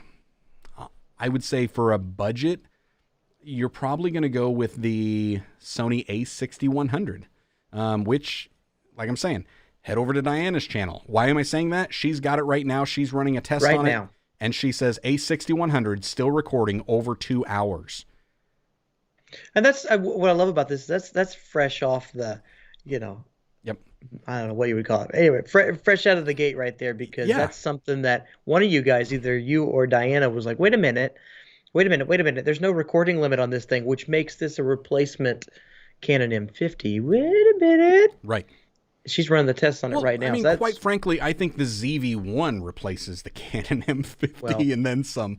But if you're looking at interchangeable lenses, that would be the thing. So I would sit there and say, yes, this will work. If you want to go beyond that, and now all of a sudden it's like, okay, I need to make sure that I have custom color profiles. I want to shoot in log footage. I want to be able to color correct and color grade and give my ministry a certain look and style to all of my videos. At that point, the ZV-1 nor the a6100 are really going to suit your needs at that point. That's where I recommend the one I've got. It's the a6600. And we're going from like, I think $700-800 up to now $2,000 minimum when you're looking at buying a camera body and a lens. At that point, the only other thing you're going to go, and we're talking like APS-C size sensors, so it's a smaller, like cropped sensor on it. It's not using the full image that you could get out of a full frame sensor. At that point, if you want to go up, I think the only option is the unicorn camera that is out there. It's Sony's new A7S III. It is the one that is probably going to be the top of the list for the next 2 years at least. I don't think anybody's going to be able to beat it. It's just that far ahead of everybody else. And at that one, it's a $3,000 body for a camera, and your lenses are going to start at the cheapest you're going to find them, maybe $300-400, and you'll go all the way up to another $3,000 for those lenses. But if you want the best of the best out there, and if you're looking at something that kind of future-proofs your ministry, and you've got a $6,000 budget, and you're looking for this one camera that's going to do it all, to rule them all, the Sony A7S III. And if you've got it, please don't send me any pictures of it, because the green-eyed monster likes to come out in me, and I don't have the money in the budget for it. I love my children. I can't sell any of them. That was a joke, Well, by the way. that's what's beautiful about Sony. That camera is the statement of Sony's business philosophy. It kind of lets you know that if you're investing in Sony, you're investing in a good place because if they're capable of more, they kept that way close to the vest. It sounds like they put everything that we have all been asking for into one package and said, "Here you go. We're working on more. Yep. We're working on upgrading all of this." Yeah, man, I would agree. I think that's kind of the direction that I'm heading in is one more solid Sony camera that's able to kind of do it all, move around, a little bit of vlogging, movement, autofocus type stuff.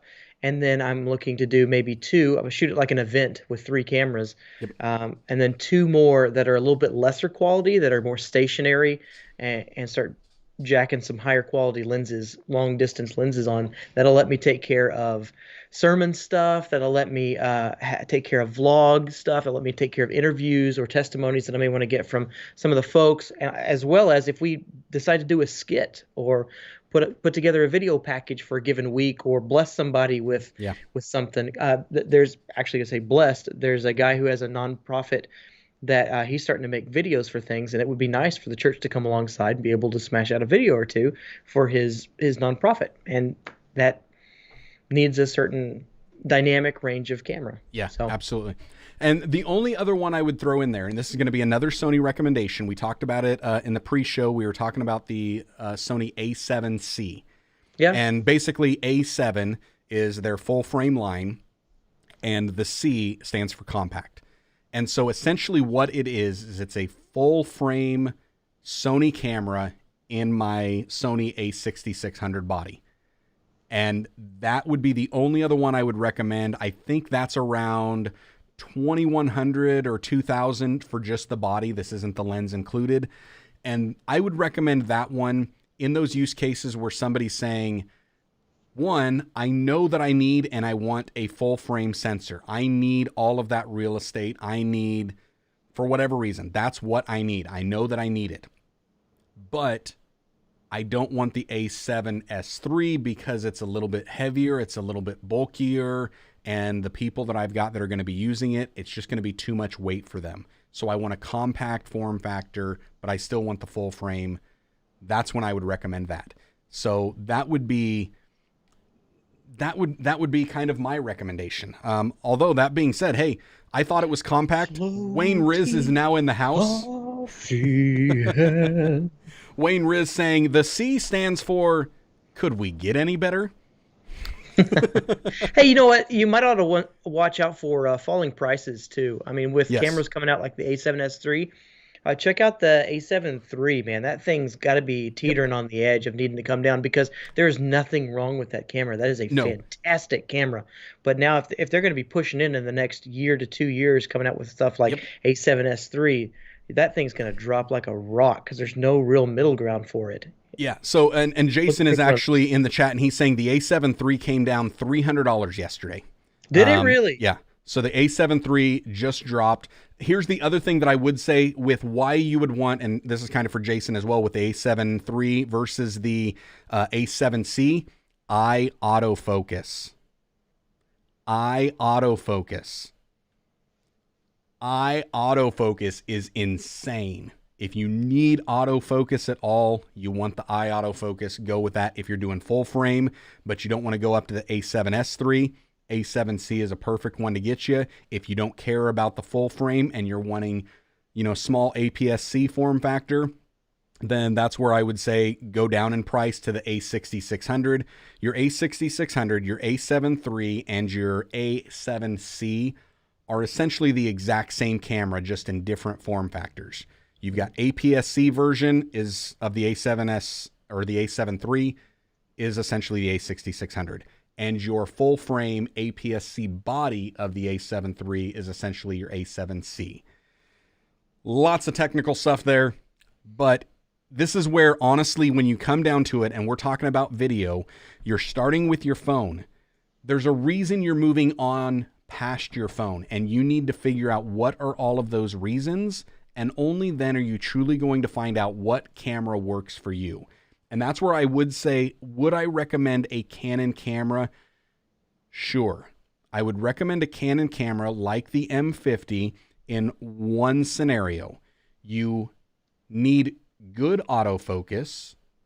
You need good colors because you never want to touch any type of color grading. You don't ever need to record past 30 minutes.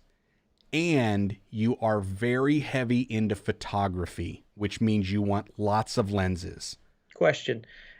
4K is out the window as well, right? Oh yeah, and you definitely don't want 4K because like the, So the Canon M50 Mark 1 and 2, if you want 4K, you better not want autofocus. We're not being snooty about 4K. It's not like, oh, that's the newest thing. Oh, well, 4K, we don't have 4K. Well, 4K is to help you transition. You can cut in and out. You can move around a frame when you have 4K because you have four times. It's this 1080 four times over, and you can crop in without losing anything. Yeah, and that's a good transition piece to keep people's attention, to pop in on your face or move to a little segment that you might have gotten out of frame the first time. You can reframe your whole thing, but just maybe you have some help in the back. Yep. And they set up the camera for the day, and you didn't get a chance to check it over.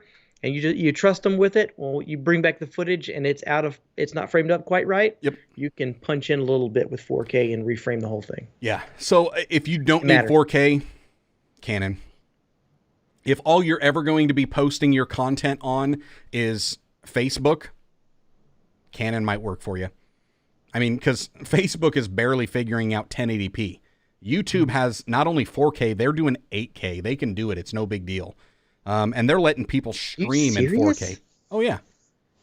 Yeah, YouTube's got the back-end support for 8K videos. Like, I saw one of them that was Marquez Brownlee, MKBHD. He had posted and uploaded an 8K video just to see if he nobody's could. able to watch. Which nobody's able to watch. But he was able to upload it just to see if it could happen, which they can process it. They can take it, but you don't really need that. The 4K, however, here's the thing, and I've told people this, 4K is really the thing you need to be looking at because, and here's why you need to start looking at it now. Now, your cell phone screens are coming out in 4K resolution. Like now, they're finally starting to update your cell phones with 4K screens. Once that happens, that's when you want to be on 4K because that's where the market is going. And you look at television screens. Television screens have been doing 4K for a long time. Television screens are not really going to 8K. Go to your Walmart, go to your Best Buy. You're not finding 8K TVs. What you're finding is 4K HDR. And that's what you're wanting to look for, the extra bonus features. If you're looking to future-proof, you're looking for something that is HDR. So that's kind of the thing.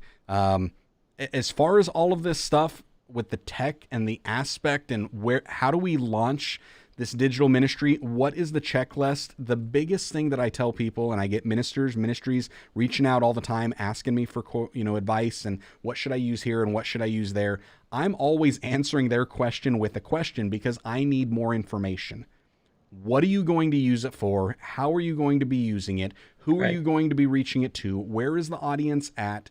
And what does it look like a year from now? Because I don't ever want to recommend gear for somebody that is going to cost a chunk of money that is going to be useless in a year. I won't do it.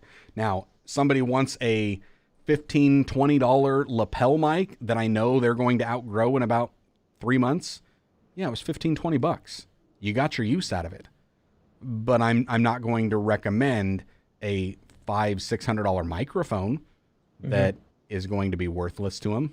I won't do it. I won't recommend to somebody, like an XLR type microphone like the Shure SM7B that has no desire to ever use, and they will ever use XLR cables. It's always going to be USB. I just won't recommend it. It's a waste of your money.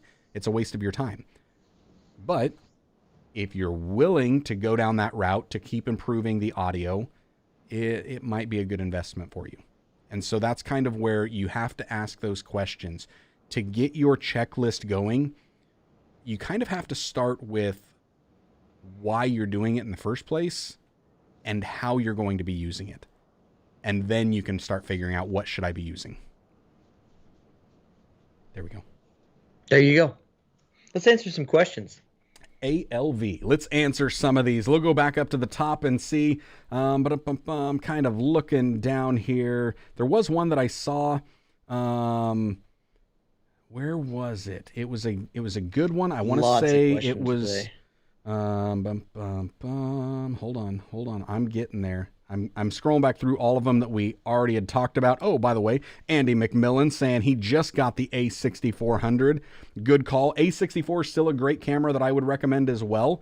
I think it fits right in between the A6100 and the A6600, somewhere in there. So basically, if you like the A61 price, but you want to do some color grading, A6400.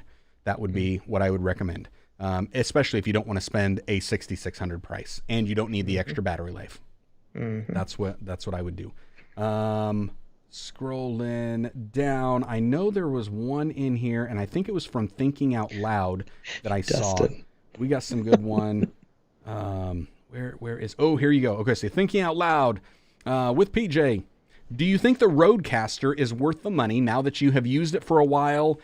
Yes. Good question. Is it worth it? Yes.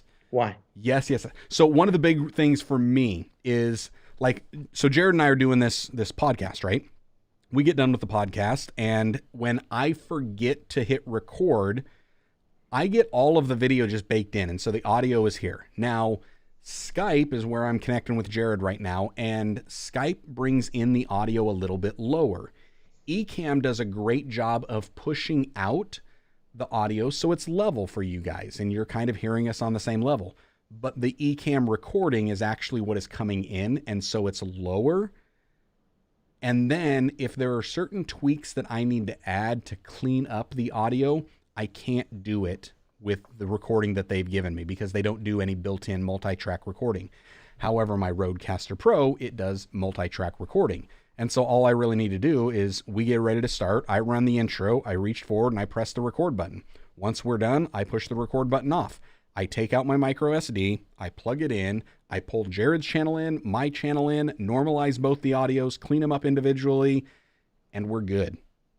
And so that alone, super helpful. The other thing is that I've got multiple mics inputs on this, and it's going out through USB. I've got multiple headphones. So we've got Micah sitting over here right now. You know, she's just hanging out. She's got her headphones on. She's hearing what we're talking about. She's got her microphone, and if I unmute her, she can say something. What do you got to say? I don't know. You have nothing to say at this point. But Hey, you didn't keep us in line today. We went so long. We're like nearly 2 hours on this thing. I know. We were talking about beards and everything. What happened? You gotta say, hey guys, get back on track. Yeah. You remember how much hair conversation we were having before the show even started? We were talking about product and, you know, hey, you're a good pompadours producer. and stuff like that. Thank you. You gotta tell us. Last week she was the 12:30. off-camera producer. This week she's the on-camera producer. So, but that's the other thing. I've got this other microphone. It's hooked up. I can adjust her volume, my volume independently to make sure that it's leveled out there. I can add in sound effects. I can hit this pad. I have no idea what this is. I don't even know what that was. I couldn't even hear it at this point because I've got all of it down. I feel like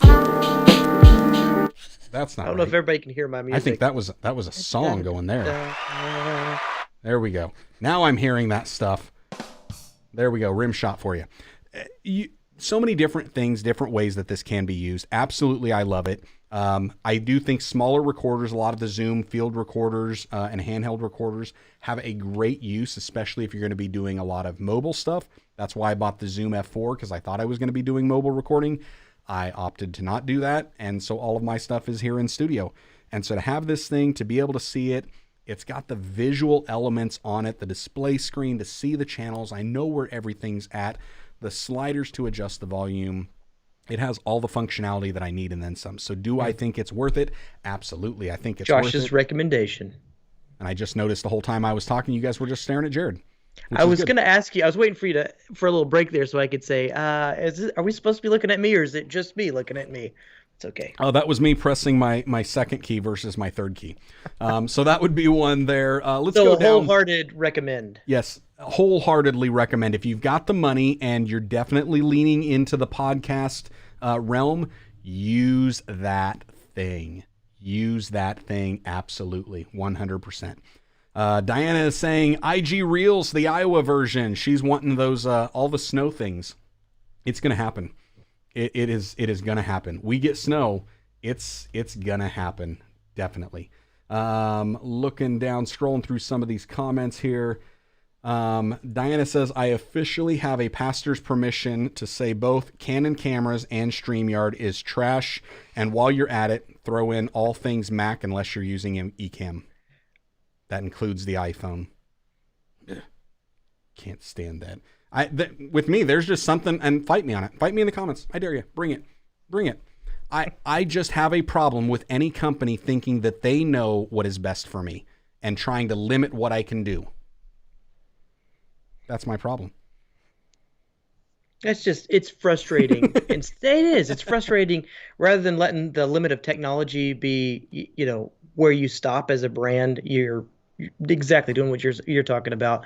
Yeah. Like, I'm going to put together a package that won't compete with this package, but releases one more feature when you're sitting on 2 or 3 other features. Correct. That'd drive you crazy. I do recommend Canon in certain scenarios. I do recommend StreamYard in certain scenarios, and I do recommend iPhones in certain scenarios. However, if you use an iPhone, if you use StreamYard, and if you use a Canon that I haven't sold you, don't talk to me about them because I'm not giving you any advice other than to flee.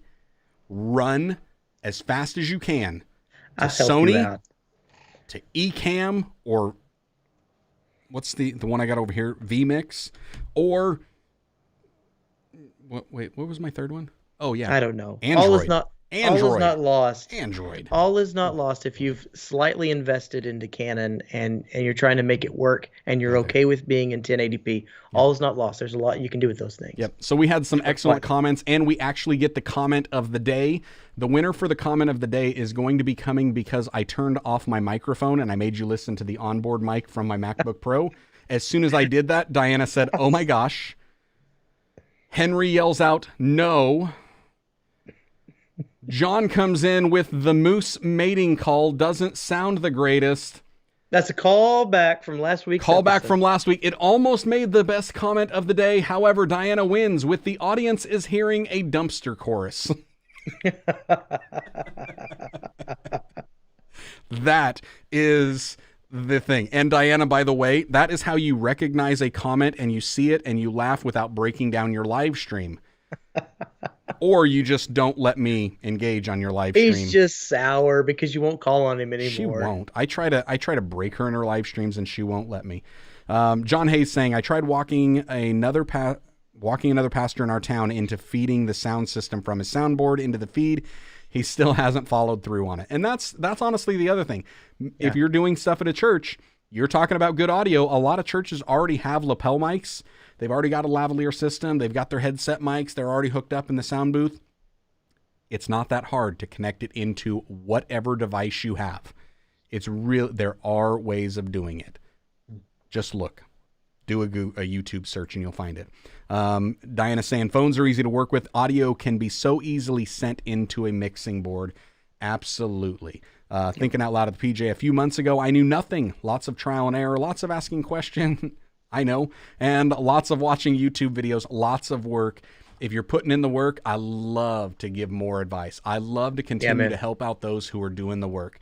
I get frustrated giving advice to those who aren't doing the work because it feels like I'm Solomon and just saying it's all vanity. It's all worthless. I'm just beating the air. Why am I even doing this anymore? No, it is. That's a real thing. It's frustrating because you've gone through the school of hard knocks and you're still learning. You're still in the process, still trying to figure out how to make better content. Yep. And then to have somebody come up and say, spoon feed. Yeah. Dustin hopping in the chat here a little while ago said, should I use the panoramic view for me starting a YouTube channel? I want to make sure that we can get all of me in the frame. He got me. That was earlier on in the conversation. I don't know if you saw, but I was trying to hold it together. Yeah, I saw you. And although Dustin also replied back that brown is not your natural skin color, but it's definitely your name. But no, the panoramic view, I know he was making a joke about that, but honestly, when it comes to the framing of the shot, the biggest key is getting the eyeballs in there. People love connecting with eye lines, eye sights, and so if you can do that, just connect with the eyes, it works. And just frame them up. You start to learn some more stuff. That's part of the other video, is then learning how to frame the shot, and that should come probably before you even buy another camera. Let's see. Diana was saying that I never understood the conversation on gear budget when everyone in the church has an iPhone 8 or 10 or newer. I do, because they have iPhones.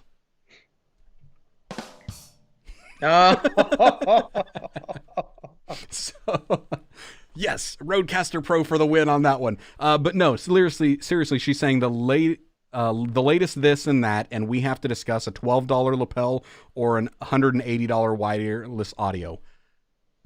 Yep, I don't get it either.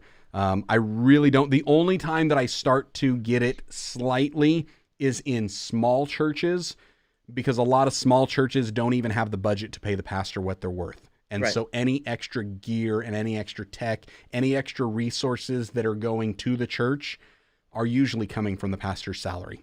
Right. Which is why I feel that pain point for pastors. And I'm like, what can you afford? Where's your budget at? Let me try to help you with that. And here's what I would be looking at. And for some of them, it honestly, and here's the one thing, and I get a lot of pastors saying, I think my budget's only $500 for a camera. Then I'm honestly telling them, I think you need to wait until your budget's closer to $1,000 or $2,000. So push that away and let's focus back on the audio and the lighting instead. Let's keep using your phone. Let's just keep doing what we're doing. So that would be kind of what my recommendation would be on that. Scrolling down, seeing if we got some more in here. Yeah, Diana saying about her channel, if you want some tech, if you want some advice, you want some tips, you want some tools for those, it's designed for like entrepreneurs, but that works for ministries and ministers. If you didn't realize that, we need some business sense out there.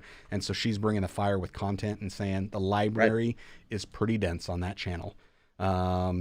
So Henry's saying not everyone can afford a Sony. You know, I know this, Henry. I do know this, and that's where I just say, if you only got a $500 budget, you might want to save up like another $98, because $598 is what you can get the A6100 that doesn't have a record limit. Diana just checked it online. $598 used for the A6100 from the Amazon warehouse. So that's kind of what I would suggest. Dean was saying he had got a M100 a while back. He says it's okay, but he had wished he watched us guys back then. An older Sony would have been much better. Dean, I am with you there. I had the M50, and I wish I would have watched me back then and saved myself from ever buying a Canon. Wasn't that bad. It had its time. It's just now, guys, you're not worked. at the... It worked for about 50 videos, and then You're in the know. If they continue to try and pump it out, you have no excuse. But for right now, this is the close. This is the back end of Canon's era. Unless, I think they're still a powerhouse. There's a reason we talk about them. They're just like iPhone. They could release another, or Apple, they could release another camera that rebounds. But until then, it's the close of their era. They're going to need to take an approach out of Apple and like get new leadership in order for that to happen. Somebody that's not quite as arrogant and understands how to get people the answer for the problems that they're facing, instead of trying to invent a problem that doesn't exist. Oh, well, you want to be able to live stream in 1080p. We know you're using StreamYard and you can't even afford it. Let's give you clean HDMI out, but then you're going to have to spend more money on something to actually capture that HDMI out. And we'll do it in a firmware update and only charge you $800. Yeah. Canon gets under my... They got some issues. Gets under my... Wayne Riz in the house saying, y'all's hats are great. They are. Oh, thank you. Pick up yours. JoshuaVerwers.com/shop. It's there. We not only have the flat bill snapbacks, we also have flex fit hats, and we got some truckers. We got some. I don't know where my trucker is. It's usually right here hanging on the wall somewhere, but It is. What is It's that? out By and the about. way, It's like- hanging on the wall. What is that hat back behind you hanging on the wall? this is that the the coffee shop old- one? Yeah, this is the old coffee shop. This is the old blackjacks. Nice. I can't wear it anymore though because look at all that. Don't you love when that happens? I took it to the woods. Yep. You start sweating up a little bit. It's It a happens. workout now. It happens. So Jason was saying about the A7 III. He's had his for 2 years, and on focus, it's still locked in. And that is, Sony has good focus. The older cameras don't have as good a focus as Canon's dual pixel autofocus, but Canon's dual pixel autofocus is not nearly as good as Sony's new eye autofocus. Doesn't even come close. We'll see. I've I seen haven't the tested that reviews. yet. I've seen the reviews. It doesn't come close. Trust me. I had the Canon M50 with the dual pixel autofocus, and you know what would happen when I did this? I would do that, and Canon was like, I remember. what is I it doing? And I'm remember. like, come on, Canon. Just zoom in, Canon. Where's it at? No. This works. It works. I don't know. They're newer stuff. It's pretty hard. So Henry saying, I hear what you're saying about Sony, but it took me 3 to 4 years to upgrade from the Canon T5i to the M50. It'll be a while before I can upgrade again. And I get that. And that's the only thing I would say is, hey, maybe in 3 or 4 years, Canon, pulls their head out of their rectum. Maybe that happens. I don't know. It's possible. Everything is possible. I think they will. And if not, in 3 to 4 years, you will have saved up money to upgrade to a Sony, and you'll be happier for it. I think they will. I have videos that need to be made now at a certain level, so I have to make the switch. If you're willing to wait around for 3, 4, 5 years and miss out on this particular opportunity, then go ahead. Yeah. Sonic Grace saying, Sonys are awesome. Of course, I like tacos. You can always count on him. I agree. Thank you, my good sir. Yes. I would agree. Dustin said he was going to keep bothering us until we said hi, which we Oh. did. Jason is saying 4K is pretty critical at this point, which I would agree. It's kind of why we made that mention. With the cell phone cameras, most video is consumed on a mobile device. And that's where you kind of need to think about that. Now that the mobile devices are coming out with 4K screens, you definitely want to do it. Even this one, it doesn't have a 4K screen, but it does have like a 2K, which most of the YouTube that I watch on here, I've got it kind of defaulted at the highest resolution possible. So I'm constantly watching something in, 1440 instead of 1080p. That's kind of where I would sit there and say, you definitely want to start looking at 4K. Sonic is saying no 4K, too much digital info. Here's something else. And unless you have lots of time, absolutely, which Jason is saying the 8K and only 72 hours to upload. That's the other thing to think of Right. is once you start going into 4K footage, you better have a computer that's going to be able to edit that stuff. I had to upgrade to be able to do that. So in order to handle the video, part of that video was upgrading the computer and the software. And we didn't Mo data, even, mo problems, man. we didn't even get into like the computer and the software and stuff like that. Maybe for another episode. If you guys want us to do an episode on some of that, some of the software, the systems, the tools that we use to then process the ALV that we've got, let us know in the comments and we might do that for a future one. So man, you guys, Lego and Vlog Brothers all at once. How do I choose who to watch? I have no idea. I have no idea. And Diana saying, yes, I did a stream in late 2019 in 4K and YouTube had no problem with it. That's it. Also make sure, shout out from Jason Mayfield for our boy Andy McMillan. Just launched his channel and podcast, so check out the Andy McMillan podcast if you haven't already. Cool. So do that. Jason saying Rodecaster is great for a user, but I need them to improve the importing for multi-track. Send me a message, Jason. Let me know what you're dealing with on that and what the struggle is with it, because I'm not having any issues with the multi-track, but I'd love to see it. So Sonic Grace saying, Beards, I missed that part. Go back to the beginning. Yeah, man. Right out the beginning of the stream, you got it. And Dean, the child is in frame with the child. See that right above her head? Right above her head. Nice. Right above her head. Good eye. The child with Good the child. eye, man. The child Good with eye. the child. Dean all over that one. I loved it. So Sonic says he's been digging out of the snow. Missed the beginning. Oh, you guys got snow. I forgot about that. I like that. Rained and ice for 2 days and then snow. Lucky. Diana, laugh out loud. different Apple opinions doesn't about pay all me this. anything. Sad but- day. They should. But she says disaway on my iPhone and my MacBook Pro. So there you go. I would say so. Dude, She you're says hilarious, she has Diana. 30 unread live comments, and Josh is dropping in 12 comments, trying to make me laugh like crazy. I can't risk it. You never know when I'm going to talk about like a donkey with a traffic cone strapped to their head. True. Canon R5. It's true. Some unicorn camera you are. So, anyways, and Dustin, check your cells. I tried to get my eyes on the shot. I think I nailed it. Oh, this is going to be fun. This is going to be fun. So I told him to frame up the eyes, right? Yeah. I don't have a picture. Nailed it. You nailed it. That's how all of your YouTube videos need to be, just like that. Do it. Do it. It'll be hilarious. I mean, come on. If ASMR, close-up talking like this is a thing, then maybe your eye being in there will Knock be a it thing. off. Epic Light Media does that too. Like, All right. So anyways, Diana saying, and I think this one is for Henry.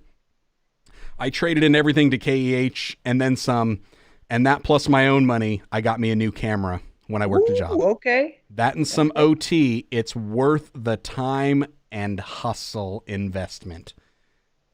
Get creative, guys. It's out there. So that's kind of our tips. That's our advice for the digital ministry checklist. Audio, lighting, video, then back to audio, then lighting, then video. ALV, ALV. The ABCs of digital ministry start with ALV. There you be. And as for him and me, I can't have anything else. I tried. I got nothing else. So I guess tell them. until next time, you know what we want y'all to do? Do it. Stay blessed, enjoy God's best, and have a great week.